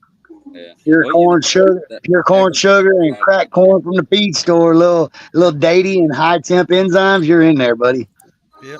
Now, and I've made some good runs with it and stuff, but I think I just here and there I was playing around too much is what I was doing, and this even ain't nothing wrong with that. That's trial and error. Right. You got to figure out what works and what don't. Right, and then that's why some of the stuff that I share now, I'm always open, and I think a lot of people in my generation kind of get it wrong, where they're not. They think they have everything correct, and we don't. None of us do. We're all here to learn, and there's so much to learn. All right, Damon, I'm going to call you Pro Junior. It's funny. A lot of you guys are saying you use sugar. I've never used sugar. I need to know about the sour mash. It's all anything, any sugar. Okay. Well, I mean, any sugar. I've never used. I mean, other than rum, dextrose, pure cane. Stay away from the white granulated sugar. It's too hot. Yeah, unless you invert it. Speaking on earlier, if you invert it, it's still gonna come out hot. It's gonna come out like jet fuel. Yeah. Everything I've done was all grain. So I was like, everybody's using sugar. I was like, how do you guys make sure that it actually ferments? Because you got a monosaccharide. Well, I use a monosaccharide. It'll ferment like crazy, because that's just a single molecule, and yeast loves the shit out of that. Yep. But if you got polysaccharides, oligosaccharides, you're going to have to break those down with some, But how do you break them down? Amylase. with amylase enzyme and a gluco enzyme. Gluco. And the best way to do it is high temp, because if you're using powdered enzymes, you got to sit around and wait for temp drops and all that. And it's just high temps make your mash in so much faster, so much more. You get a higher conversion rate. Like it's the way to go. If you invert it, Dextrose is best. You know, that's a monosaccharide. That's just pure glucose. corn sugar. It's definitely the way to go. But you know, Yes, like sir. your table sugar, that's sucrose. That's one fructose and one glucose bonded together. Right. And you can invert that, and you can break that bond. You know, that glycosidic bond with some acid, citric acid, some heat, and invert that sugar and make 2 monosaccharides out of it. And it makes it a little smoother than just table sugar, but it's not going to be like a dextrose. So The once you powdered break it, enzyme is definitely a pain in the ass. once you break it down, what type of yeast are you using? Any yeast will eat. No, any yeast does, but the different variations of yeast. I use all different kinds. It depends on what I'm doing. I mean, if I'm doing grains, it's usually Daddy or EC1118. DADY, Red Star, You know, DADY. yeah, A lot of yeah, times. that's what I use most Well, for grains. you If I'm can using ferment brandies, dirt. I'm using a Red Star Premier Rouge for like red fruits and darker fruits, and like I'll have to look into Premier Blanc for like What is white the, grapes. what's that, For my EC grappa, I use Premier Blanc. EC1118 Lavalin or something. Yeah, Lalvin EC1118 is probably the best overall yeast, but it's the best at nothing, and like second or third or fourth best at about everything. But like if you're doing like a mead, or you're sweetening with honey, you know, or something like that, that D47 is pretty good stuff. I wouldn't ever touch turbo. I wouldn't use turbo. I never. No. So now, if you weren't using sugar and you using pure grain, what would you use as far as yeast? It depends again. Yeah, if I'm using like grains, and then I add a little bit of sugar to bump up. No sugar, no sugar whatsoever. Daddy yeast or E7 1118. And if you're using no sugar, I'll use that out of Fleischmann's. I mean, I use Fleischmann's. Fleischmann's is good. Fleischmann's has actually. Fleischmann's makes I use Fleischmann's for 30 years. Like what they were talking about the turbo. I think bread yeast makes a bitey liquor. I did Phil's taste test, same mash, different yeast. I think the bread yeast gives it a bitey. It does. It's liquor, but it's bitey. It's Guess what? And some people can't, but I really believe myself. Like if you just go to the store and you go to Dollar Store or wherever, and you get regular bread yeast, you will taste the difference. Now, if you're just the guy that's drinking here and there, but if you're the guy that's making it and tasting it constantly, and you know what the flavors are that you're looking for, you're gonna taste that regular. You'd be surprised how many. Y'all do know that Fleshman's just started out as distiller's yeast. Yeah, it is a distiller's yeast. It is a distiller's yeast. You'd be surprised how many award-winning distillers use bread yeast. I've used the combination of Fleshman's and Daddy before, and it worked great. You know, it was one just eats the other. It just overpowers that. That's what I was told. Like, basically, the Fleshman's works as like a yeast nutrient. Yeah, basically. the combination of yeast, man, that shit don't work. They start out running together, and then when they compete, literally eats the other one. Yeah, they compete, and that's stressful for one. Yeah. I use all kinds of bread yeast. Free Tom Crumb. Yeah, I use it for many moons. I'm an old man. I'm gonna go to bed. There's also that SAF yeast that's good. That SA. Hey, I'm telling you what, that fucking safe instant shit is the fucking bomb, dude. I used to run it all the time. I probably still got fucking 6 pounds of shit. I love it. Some excellent whiskey with that shit. It'll make it damn liquor. What is it all depends on the yeast. The yeast strain, where you're growing it from, who's using it. Fleischmann's, yes. Fleischmann's, they were the they were the forerunners of distiller's yeast. Free Tom Crumb. Yeah. Fleischmann's are phenomenal for yeast. They actually have a gin going right now, which is good. But a lot of the yeast strains that are out there, and Damon. Go ahead, Yaman. What's Come up? in here and see us, Easy. Yeah, I'll let him in if he'll just tell me. Look at that beard. What was A lot you of- saying? He's A lot trying of to you- he's trying to Damon, do this. He's trying to look like me and Tom's. He's trying to He's trying hard. Yeah. Damon, you He's came in getting yelling my extensions. Dude, I'm gonna and have shit a in there. beard Can you like believe that. Hey, I was gonna put like cotton.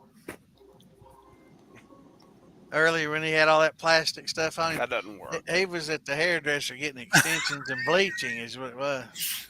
What it was. Yeah, I know Hey, the same Tom. guy that Yeah, uses Tom. the pole. Did you ever catch up with old I thought he was boy? gonna start singing. Boom ba doom ba Hey. doo ba dee doo. And that safe instant, the funny thing about it is there's been people that have talked mad shit about it.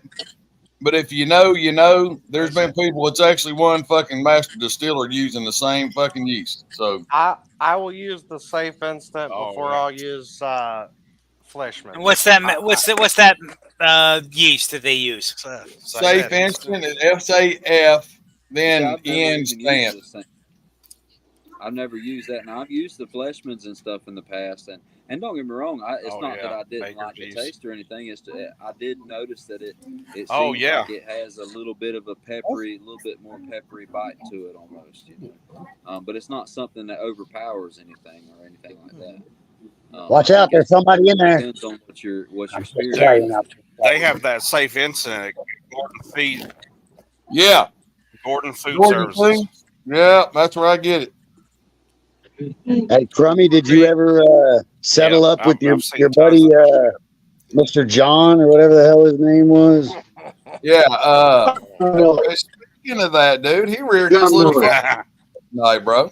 You know, his name came up in my damn list the other day. He sent me. He had me blocked. He sent me a friend request about a week ago. Well, right before we right were before the friends festival. long ago. We were friends. real and me deal. and Tom, and we all kind of did a little podcast thing with him and stuff. We Yeah. were friends. Ferg, I can't And we hear had a you, falling brother. out, and he blocked me. So I thought he defriended me. Hello? 'cause he blocked me. There you are. It's like just yesterday, I got a message that says I'm back, and I'm like, he's in my friends list again, and it's like I guess he went through his unblocked list. He unblocked everybody and says I'm back. And see right there, Hop in the box. safe instant. Because I've got a whole mess of green apples and I don't know what to do with them. You got a whole mess of what, bro? Green apples. Green apple. green apples. Call me tomorrow. Nice. We'll talk. You have to shoot me a message, and I'll definitely contact you because I've never messed with any green apples. You know, so make it as a hard. I have a little recipe. Green apple makes the best liquor, dude. Run it as a hard cider. Start it as a hard cider and use a cider yeast. You got to keep it low percent. But a cider yeast will pull through more of that sour flavor, and it will make a fucking bomb apple brandy. Yeah. I can't. That's the apples that Dickens uses, isn't it? It's usually a mix. Usually a mix, but I can't get green apples. I did it one time, and it's the best apple brandy I ever run. And it was early, and when I was running. Oops, I'm missing. I just went to my damn pounds per gallon, pretty much. And if you do that, you run about 5 pounds per gallon. I use cane sugar, and I do about 3 pounds added into that. And then when you distill it, if you're going to post flavor it, I'll actually go and get a little bit of that pure, either lime or lemon juice, just to give it a little bit. As I got Mama Bear calling me, I'm gonna bounce off here. I appreciate y'all letting me come in here and gives it that. It brings out that sourness in it. All right, me tomorrow, bro. Well, dude, yeah, man, I'm curious to know something because I got a whole bunch of shit that I need to do something with. Yeah. I sent you a message just a second ago, so holler at me tomorrow. Yeah, that works, brother. We'll do. Appreciate it, y'all. Y'all See good you, night. bro. Later, brother. Be good, man. Hey, Ferg, what are you drinking? I've been drinking that peach. I drank this whole thing here. Is that? I think I added peach lemonade. Peach lemonade. Facebook earlier today. You I've been talking to trying me? to keep track of everybody I met there at the jam. Yeah, I hope so. A lot of We people. talked at the jam. I talked to you with PhilBilly and Ian. I talked to you. Do you have somebody else that was with you? Yeah, I came His to wife. the I met her pre-party too. with my wife, and I came to the jam the next day. We ended up having to leave. Just Somebody's talking. I don't know who that was. Who is that? What's that? Damon's asking who you are. James. James. I'm with Outlaw Copper Company. I'm the new guy, pretty much. I talked to a lot of people there. All right. Yeah. I talked to a lot of folks, but I've been trying to add people as I go and stuff. And it's like on my page, just like I was talking about earlier, there's not a lot of people in my generation. I turned 29 in 49 minutes. So, happy birthday. Christ, man. How there's old not you a lot of say? people. 29. 29. And that's what I'm saying. There's not a lot of people that's my age. I'm twice your that age. are still doing this that I'm doing, and that still care to even know anything about it, especially where I'm at. So I'm trying to reach out. A lot of the old timers that I grew up around, I was lucky enough to grow up around a lot of folks that made moonshine, that made stills, and they kind of taught me a thing or two. So I'm trying to get into that and get myself out there on the online stuff, which is new to me. But there's just not many people that's my age that's even more so now than there was when I was your age, man. Yeah, because of the show and all that. Yeah. There's more young people actually getting into it now than when I was a kid, man. Nobody did it except where I was raised in Central Appalachia there, but the rest of the United States, nobody did that shit. I'm from Appalachia. I get what you're saying, but it's more or less people that they're interested in the show or they want to drink moonshine. But I'm talking about people that want to actually produce it and to build stills and learn how to build stills and to do, to carry on the real tradition, not just do it as a hobby. Well, they're not worried about tradition. They're worried about just making it. They're not really that concerned about the Got it, man. You got it. Listen, I'm not worried about tradition. I give a shit. I ain't gonna lie to y'all. Right. Look, I grew up in it. It's a whole different world. I run a different product. Totally I run a different still. I really don't care about all that. I produce something different, and it is what it is. You care about tradition. It's just we're not doing traditional things. It's different. Right. Okay, that's a good way of putting it. I do care about tradition, but I'm not with these old timers that this is how you got to do it. There ain't no look. Things progress, and you gotta move with it. Like, yes, listen. Let's get right down to it. Y'all ever tasted some old timer? Y'all tasted some old timer liquor, like some real deal? Y'all ever tasted some real popcorn liquor? I don't want to knock anybody or some of my but I've heard about it. I don't want to knock them. I don't know about popcorn, but now, old timer liquor was good corn liquor, and that's all they made. Like how old? Like pre-prohibition?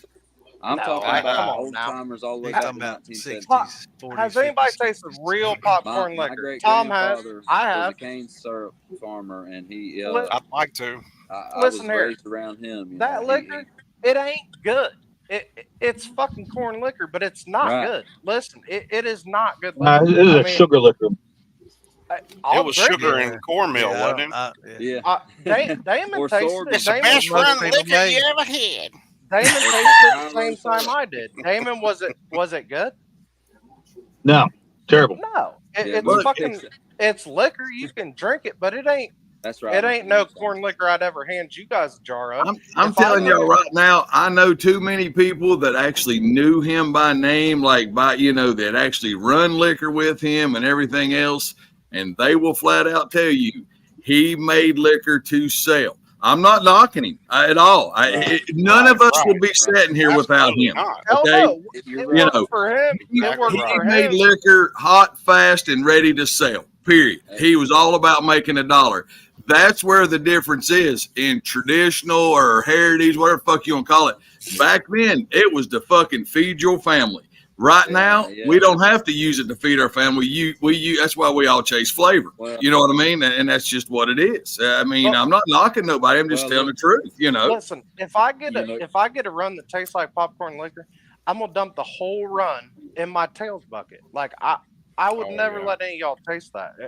I'm gonna hop on my laptop here in a minute, guys. Be right back. I'm All right, not brother. knocking. I'm not See you, knocking bro. y'all Call me tomorrow. Together, you know. I mean, if there's anybody that had it fucking figured out, he had it figured out. But I wouldn't hand none of y'all a run that tasted like that. It was not good. And this is out of a jar. This ain't a commercialized fucking run. You're right. That's shit.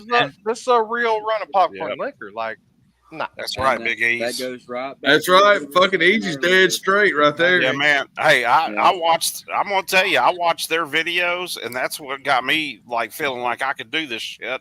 I bought a Vever Steel. Started out with a 5-gallon. Now I'm running a 30-gallon copper. You know. Hey, yeah. I started with Phil and Ian and fucking old George. I mean, hell, that's how I started. Yeah. I think a lot of us did. I Well, mean, I had family that for did. me, it was different because I come from really truly in the backwoods, and everybody that taught me were some of the guys that I even and I appreciate them for everything they taught me, but I'm trying to blend the new modern world with some of the things they taught me and carry tradition, but I want to carry it forward, because if we don't carry it forward, what is it? You got to evolve, man. 100 years from now, stagnate. you have to evolve, because 100 years from now, I don't want to be somebody 100 years from now say, oh yeah, he was doing the same thing that his ancestors the exact same recipe, the exact same process. Right. And what we're doing now, everybody talking about cherry bounce and all these different flavors and being Whoa! Don't pick on cherry bounce. No, I did. It's good. No. When I was legal, my legal cherry bounce won awards, so I'm good. No, I'm saying it's I good. need your No, recipe. I'm saying that's a good thing. Yeah, I'll give them to you, man. I don't give a shit. I love it, dude. I love that cherry. I meant to buy some because I can't get cherry bounce, and I'm in Nashville, and so I can't get like all the South Distillery, all that adventure, everything that's adventure distillery, and what's the other South Mountain? I can't get that in Nashville, and so I usually, yeah. No, I've been legal for the last 8 years. I have the Ascot Awards vodka. I have micro spirits competition for a barley corn or a barley that we did. I had the cherry bounce. So I mean, you want the recipe? I will walk you through it. I'll appreciate that. Yeah, I want to make I it. need to add That's you, one of I my need to add favorites. you on my page and stuff, or add you on my Facebook, so Not I can get that recipe, because I'm always, like I said, I'm the new guy, I'm the young guy, and I see a lot of the people in this group are a lot, I wouldn't say old, but a lot older than I am. Some of them 10. You say I'm 20 old. years. I don't care. No, That's nothing somebody like right that. there above your head. Wait, what the hell's old? What the hell's old in this kid's mind, man? He's 27. Oh shit, man! We're 38. Rose leaves. Well, you know Rose, what I mean. just make you a little pouch of them in cheesecloth and throw them in there. There's not a big group that's my age, and so a lot of this information is useful just to hand down to that next group, because it's something that in certain places it may be very strong, and it's a strong tradition, but then in other places it's not. Coming from where I'm from, where it was really hush hush, it was in the shadows, you didn't talk about it, it was a bad thing, and people can, like y'all said about the Moonshiner show, so people can say what they want, but it did open up a lot of eyes to the tradition of moonshining in America, and it turned something, like even in my hometown, it used to be a bad thing, and now a lot of people are like, oh yeah, it's on TV, so it's not a bad thing anymore. Damon, you sexy bastard. Yeah, it's fucked up. You say that because my grandmother did it. Back in the 1900s, early 1900s, and like during was the first pandemic, 1918. I mean, Spanish flu. Yeah, exactly. She used to Real deal. Her gauze mask in her rye whiskey recipe in Pennsylvania. She never got sick as a nurse, and I actually am interviewed in the Washington Post for that article. But the thing is, like, my mom, who was her daughter, would fucking never say anything about, oh, my mom made moonshine. As soon as I became legal, holy shit. Oh my God. this is our family recipe. You know, oh God, yeah. Then all of a sudden it's like, oh, I'm not even releasing the family recipe. I'm just doing what we know how to do. Yeah. But the fucked up thing is like, you know, my mom to this day will fucking deny the fact that her mother was a moonshiner back in the 1900s. That's awesome. I have family of my own now that even with the way that the world is now, and what I'm doing with the Outlaw Copper Company page and stuff, it just don't. Even though I'm not out there, you know, it's not like I'm on my page saying, "Oh, hey, come buy some whiskey." I'm trying to put history and factual stuff out there and share the information so that other people can learn it too. But I have family members that they just wouldn't. I'm not saying they would disown me, but they would look at it as not entirely something legitimate, or they it's just not something to be proud of. Where in other parts of the world or other parts of my family, they're like, man, hell yeah, brother, go on, right on, you keep doing what you're doing, you know. Oh, my family's mad as hell. Like they all did it, and they wouldn't teach me. They're mad that I'm doing it, and that's the thing.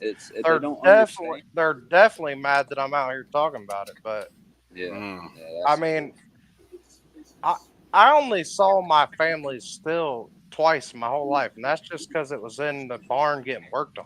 Like, I never saw a still site. I never learned to run. I was never taught because it was phasing out, and they're like, we don't want you doing it. Right. So when I got into it, they're all like, no, don't do it. And then they see me on the internet, and they're like, what are you doing? Like, he said earlier, they did it out of hardship. And now, you know, we're doing it out of carrying it on tradition. And as a hobby. Now, I have hypothetically make my own distilled water and all that. But you know, I have a legal business as well. And in today's world, with the way things are, I do have a small family. And I have a few friends that, you know, we enjoy trading each other for home goods and stuff like that help me get through that next week or whatever it may be. So, you know, we're still kind of carrying on that tradition in a way. It's not just about making money or trying to get rich off of it or anything like that. It's about the tradition, and it's really something important that I think that can be passed on from generation to generation. I mean, easy ain't wrong. I don't know if y'all caught that, but yeah, you will sell 10 to 1. Well, I ain't gonna lie to you, boys. I went from down $25 a jar to $35 a jar for clear. Yeah. Wow. Yeah, I'll sell flavored shit for $25, and my clear sales for $35 a fucking quart. Yeah, you're right on the dot. 25 for a quart of flavored. Flavored, yeah. Yeah, that's now clear. That's what I would get if I was getting it. I'm just saying that's what the people's getting around here. That's what I heard. Although, here's the thing: people can hand you a 20 easier than they can Venmo you a 25. Well, hey, you know, with all this shit, dude, I mean, we pass so much money around on the damn militia page and everywhere else, fucking sending shit for the old people and everything else. Another $25 here and there ain't gonna really matter. You know what I mean? Yeah, motherfucker, I'll take a check, bitch. Give me a Walmart gift card, motherfucker. That's right. You got to buy me a fucking Walmart gift. Hey, dude, speaking of that, you want to hear something funny though, Ferg? I swear to you, I used to tell people all the time. I tell old people all the time, like, hey man, how much is it? I was like $25. Like, god damn, you know, I was like, I tell you what, you bring me a case of fucking clear, brand new jars in a fucking case, brand new. I'll trade you. I'll swap you all day long. Dude. No, I fucked up. An old boy worked down here at Rubbermaid, and dude, he was getting that shit for like $5 a fucking case. He showed up at my house with like fucking 10 cases of jars one day. And I'm like, fuck. But I'm telling you, I thought about that. It all worked out in the end. You know what I'm saying? But, you know, it's worth it for a jar per case of these jars. Yeah. Yeah. I mean, you know. Yeah, that's right. Easy says, you pay me in pennies, motherfucker. I'm getting to the point you can pay me in a back rub, motherfucker. You know what I mean? I just need something. You know what I mean? I'm telling you. Do you guys do it per pint or per I've quart? been known to give liquor for a ride to my camper. Yeah. I tell you what.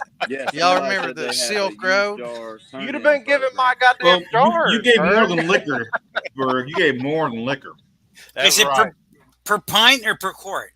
Quart. Oh, I was giving quarts out. I was drunk. Matter of fact, Hey, Damon was giving quarts out. My liquor was gone. Hey, and what Joe just said right there, I use the jar turn-in program. I've done that before too. If you'll bring me back my jar, I'll knock fucking $5 off. I don't care. $5, motherfucker. I'll take it for $5. I'll take Well, it's $5. the refill. You just got the refill program, man. That's right. That's right. I'm like fucking damn. I'm like Shoney's bitch. I got a fucking free refill. Just come on, pull the handle. You know. Hell yeah. I'm like the big boy. I just need to give me some of them red, white, fucking dip overalls. Shit. Hey, man, I need a refill, baby. It's got to come back clean. That's now. the way to hide the money. I don't take dirty jars for $5. Hey, I'm telling you right now, if you're gonna bring it back over the house and we're gonna refill your jar and you're gonna take it back out, I'll take one of my clean jars, pour it in your dirty jar, and you just head on back to your truck. I don't give a fuck. There you go. I got guys coming at me with like 6 jars, and I'm like, they fucking clean, dude. Like come on, man. Like, look, dude, look.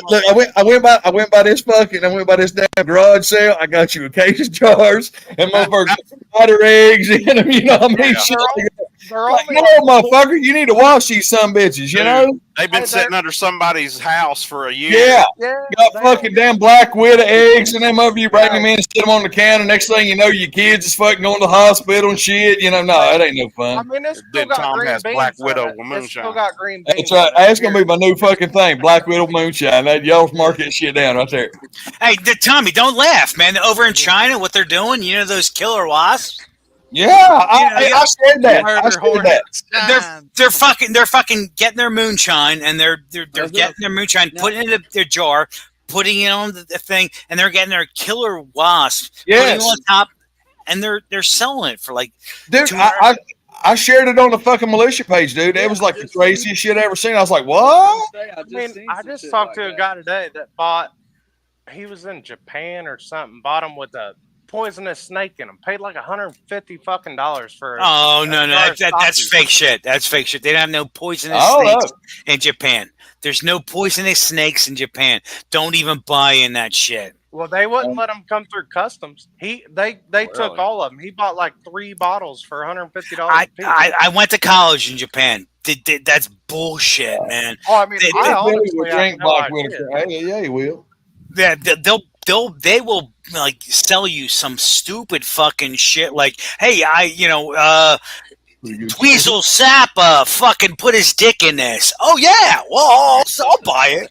Hey, well, fucking Santa's been known to put his nuts in shit. And I'm just Bad Santa's baby.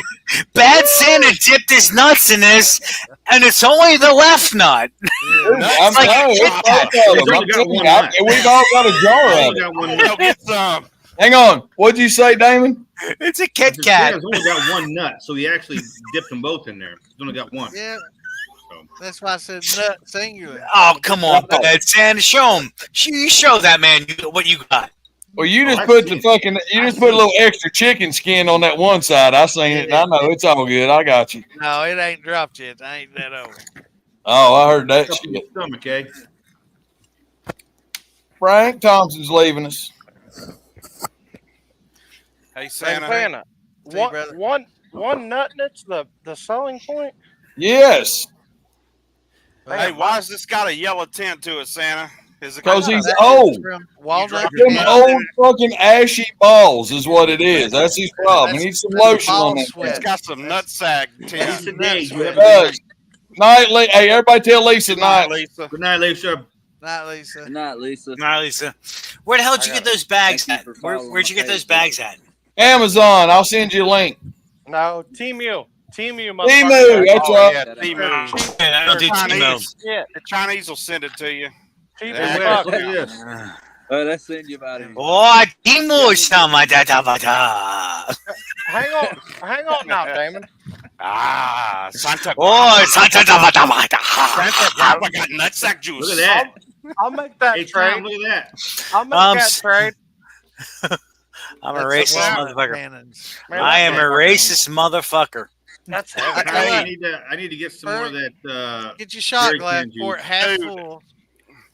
Huh? put ice on the rest of it. And try it. You want me to put ice on it or yeah, what? pour it. No, get a shot glass, pour it half full, and then get you an ice cube and sit Hey. right in it and show it on the camera and let this it out. turn milky and then shoot it. There you go. Look at What that. is that? There you go. Dunkin' Donuts, man. I got a All hookup on Dunkin' Donuts little plastic glasses when people come to my distillery to be able to do tastings. Cause all right, now where's your you got an ice distillery? cube handy? it's in my garage. You got an ice cube? It's Okay. still in my imagination, but man, it's That's a right. good one. It's a good one. Hey, Sam, I'm listening to you, Bubby. Get an ice cube. Right now, go get an ice cube, put in there. Yeah, you gotta have an ice cube. All right, hold on. No, wait. You got to put the liquor in first. Oh, Yeah. Put you about a half a glass. All right, Lisa's still here with us. I actually disagree with that. I like to go about 2 ice cubes, and I like to put the liquor. All right, hold on. Here we go. Oh, who's talking? This is too much for me to know. Though. I'm talking. I'm inside making a drink. I'm still. Is that good? Yeah, that's good. It's good. Now put your ice cube on it. It'll change your life. It's all right. This shit's gonna be awesome, man. I can't drink until 7 o'clock this morning. Yeah. I feel sorry for you, beautiful beard. Hey, if you put that ice cube in it, it'll either change your life or fucking wished you had changed your fucking life. It don't make no difference. He does have a pretty beard now. That's manicured shit, ain't it? Hey, that ain't nothing. You ought to see the top of his head. He never took his hat off. Oh, that's what I'm talking about. See that one bald spot right there? That's just perfect for my fingers. You when I got grab a hold racist of it. stripes. You got some racist stripes going on there. That's right. The mohawk in the middle. One ice cube. There you go. Now what? It'll loose up for you. Yeah, just let it sit there. Swirl it around a little bit. There you go. No, counterclockwise. Yeah, other way. No, the other way. No, no, it's backwards. Now you gotta dip your dick in it. Do this. You meant that like the first time you had sex. Yeah, you got to go the opposite the rotation of the Earth, man. You don't want to go the same direction. Yeah, it just makes it better. And up and down. Oh shit! It's what happens when you go the other way. It's spitting on his face. See what happens? That's the first time anything's ever been shot on that face. Hey, it was when I was younger. You know, Tom. Hey, first said he didn't like that gay shit. He said he tried it one time in college. He knows he ain't gay. No, it was not fun. I'm telling you. But he got the ride. I did get the ride. I gave him some hot chicken from Nashville, baby. He got for the win. He got for the win. Yeah, from Nashville to Las Vegas, but you made the ride. I'm on the show. Hot chicken. Nashville to Las Vegas, you made the ride, man. All right, try it, babe. See what you like. Ready? All right. Yeah, try it. Just sip it now. Come on. Put your pinky back down. Shit, back. I mean, never mind. So fancy and Take your other finger, and rub it around the rim. You gotta hold it like this. Not the glass, brother. Not the glass. If I keep doing that, Santa's gonna spit something up, man. You gotta now treat it like you're trying to get the last little bit of ketchup out the bottle, like this right here. You keep doing that, Santa's gonna spit, man. Santa's gonna spit. I'll only spit after you get that ice cube, suck it in there. This is some shit right here, man. Good job. Thank you. Hey, you put that ice cube in, it changes its life. Yeah. That's good stuff, baby. Oh, that's funny as shit. I needed that one. Damn it. All right, somebody's drinking honey. I can see it. There's honey down there, and what else am I saying? I saw his password. Log in and password on it. Oh shit. Santa, what are you drinking, man? Damn, man. What did you put in this grappa? This is like grapes and shit.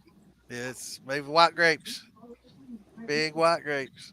I about need somebody to share this. I've got some wine that I made. I know it's that I in there. distilled it from too. It's called Sweet Really? Heat. Yeah. Sweet heat wine. Yeah. Ain't no more. Ginger Ain't no, loves it. yeah, ain't I no more forgot to much bring of her that left at my fucking house. I forgot to bring one to Summer Jam. I told Dan on the way. I'm like, damn, That I wine forgot you've to been bring a drinking. jar for Ginger. Yeah, there ain't much left. Hey, can you do the refill program on that wine bottle? That works. Yeah. I never heard of one of them. I need to get me one of them refill programs. Shit. Hey, I That didn't sounds know good. Ginger. I didn't know Ginger drank, but She Saturday night she had some of my. Well, she had some of the blue raz, and then she had some of the lemonade. Yeah, And she liked that peach lemonade shit. yeah, I told her. I Dude, said, that was don't, good. you don't let Tom get on to that. I said, that's yours. I said, keep him out of it now. Damn it. So I'm always in trouble. Hell, you got to try enough of it. That's for her, man. I know. I told her, I said, man, y'all don't know. Everybody asks about you. She's like, how does everybody know me? I was like, everybody knows you from the you, John Miller. Fuck you. That's the only thing we know her as. She's the fuck you, John Miller girl. Is that my wife? Were you All I talking gotta about? say, Hey is that Tom, was- were you talking about my wife? No, dude, Hey, I that's all- fucking sent you it's still on PhilBilly Moonshine. You can go back and look. There's a fucking 6-hour video, dude. It's fucking awesome. It's internet gold, man. That's hallway sex. You walk by each other and go, "Hey, fuck you!" Oh my god, dude, it's crazy. That was the night that I thought that Tom Crumb was awesome. Because he showed up, baby. Call me a motherfucker. I'll fucking show you. Dude, you were that was awesome, man. That was my first night watching. Mine was Yeah. literally the next week, and they're all like, "You gotta watch last week's," and I'm like, "It's fucking 6 hours. I ain't watching that shit." Nah, dude, but it's got its high points. I had them wrote down. I swear to God, at one time I had all the fucking bullet points wrote down. Well, I'm like, all right, from fucking start to fucking 45 minutes was fucking shit. They was on Shua's ass. Then there was a lull. Then something else come in. Then there's 2 hours of fucking bad shit went down. Then there's another lull. You know, I was like, yeah, I had all the bullet points wrote down. Yeah. I was sent some highlights, and I've watched those, but I ain't watching no goddamn 6-hour video. Like, I don't know, dude. It's fun. It was funny, should, man. Wes. That was the night the militia started. I'm telling you, I fucking called Rigsby. I called Shua, all these guys the next morning. I'm like, guys, I'm so fucking sorry. They're like, no, no, don't you dare fucking apologize, bro. And I'm like, dude, I don't know, you know. No, that was classic. Hey, Joe, you have a good night, brother. I was making a run myself Later, Joe. last week. And See you, y'all Joe. were on that live. Oh, see you, Joe. But y'all had that live last week, and I was making a run in the meantime. And man, I sat there drinking on my own little jar, and pretty much got tore up just sitting there listening to y'all. Oh yeah, That's Y'all right. was a shit That's show. right. Everybody that's it was a watching shit and show at a listening, certain point. they come It's here a to shit drink show. with us. You know, they come here to drink and have a good time with us. You know. Yeah. Well, here's the thing. Fucking Phil put me and Damon and him on this right here. We can go back and look, and on this Friday Night Live, there are people that actually watch it in fucking Japan. There's people in Germany, everywhere that actually watch this fucking podcast now. Wow. Yeah. Yeah. We're on fucking spot. Are we on Spotify now, Damon? I don't. Iceland. I mean, New Zealand. They come to Yeah, see I space, fucking man. crazy Look at this. Australia. This is why they come. Hey, England, Ireland, people I know. You know, dude, at the jam, people were coming to me and Iceland, saying they people see me, think- and I hadn't been around much. You know Dude, what I'm saying? I had people That's coming pretty up. cool. You're Listen to Sandman, and I'm like, George, what Damon, the guy fuck, from dude? Iceland, George. Yeah. Oh, yeah, from Iceland. Yeah. Well, that's what I George, say. what You was know, his last My name? friends, it's the kind of, Dobsons. you know. Hajime Mashite. Dozo Yorishiko. Hi. What was her name? Irashimasu Kakai. Cindy. Her name was Cindy. Konnichiwa. Haha. They were nice people. Sakahachi. Saki. Did you see what Bean said? Dean said, I listened to y'all on the way home, passed out on the phone for 2 hours, and just woke up to fuck you, John Miller. Is that Bean? Bean is Chris. Years ago, I was growing up. My uncle would always be like going, "Oh, Sakahachi." I'm like, what does that mean? Don't worry about it. After I went to college in Japan, he goes, Sakahachi? Oh, suck my dick. Holy shit, I understand what the hell he means. Hey, Bean, you did the same thing all fucking weekend, brother. Yeah. Dude, I'm saying. No, he's just talking about he just got home and he passed out watching us, sitting in the chair, and then he woke up to me screaming, "John, fuck you, John Miller." That's what he's saying. Yeah. I'm saying he was there all night, slept through it, and woke up when things got rowdy. That's Bean is a played that trip. whole weekend. Yeah, the shit show was coming alive there. He said that's about the right time for him to wake up anyways, I guess. There you go. By the way, Bean, I talked to Easy today or yesterday, I think, and he said, I got Bean all riled up, dude. That's why he messaged you. I'm like, man, I didn't say shit. Bean. You know what I'm talking about. Oh, yeah. I didn't say nothing, brother. Easy is getting a rise out of you. That's the best thing ever. Well, yeah, that's the fun in it, ain't it? Fuck with your brothers. That's right. That's why I'm gonna get a paste on beard. I'm gonna bleach that shit, and then I'm gonna get like this. What I almost did tonight was I almost put my little podcast microphone, and I was gonna get a big beard. Since Damon wasn't gonna be here, I was gonna fuck with everybody. You're gonna be DB2. That's what you should have put your name under, is DB2. I'm gonna get those extensions on Team. I'll be horrific shine. Horrific. I do horror shows. No. A big old sun behind me. No, you know what? I'm gonna change my name. Wait. I can change my name on here. Y'all watch this shit. All right, here, y'all keep on tracking. All right, where the fuck did I go? I love you, Bubba. Bean, come see us. You're walking next time. I know. I did walk, man. That shit don't work. I'm gonna have to find somebody to drive my ass. I'm too fat and old. You need to come to Farm to Bottle. You ain't got to drive. I woke up the next day and my foot, I couldn't even walk. My foot was messed up. And I was like, dang, what happened? Wait. No, wait. I hit the wrong fucking button. Hang on. I like horse. Yeah. I mean, I do like horse. I hit the wrong damn button. I was trying to hit backspace. Hang on. I think you hit the right button. What do you got? Just horse shot. Oh yeah. And you make that in the horse shack. The bottom bump. So that's all right. You make that horse shine in the horse shack. Y'all didn't have no bunks. Don't fucking lie now. Hell no. I mean, you might have slept on top of each other, but there wasn't no bunks. They wrote a song about me and Damon back in the 70s. Sleeping single in a double bed, but we was too high. It was only one wide, but it was too high that night. Oh, man, Santa. This is that root beer, baby. Like oh, shit. That's some good shit right there. I didn't get none of that again. You did, dude.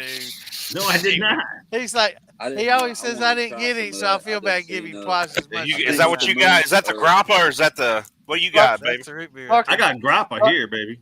Is that Uncle Moonshine's root beer? Dude, I didn't even.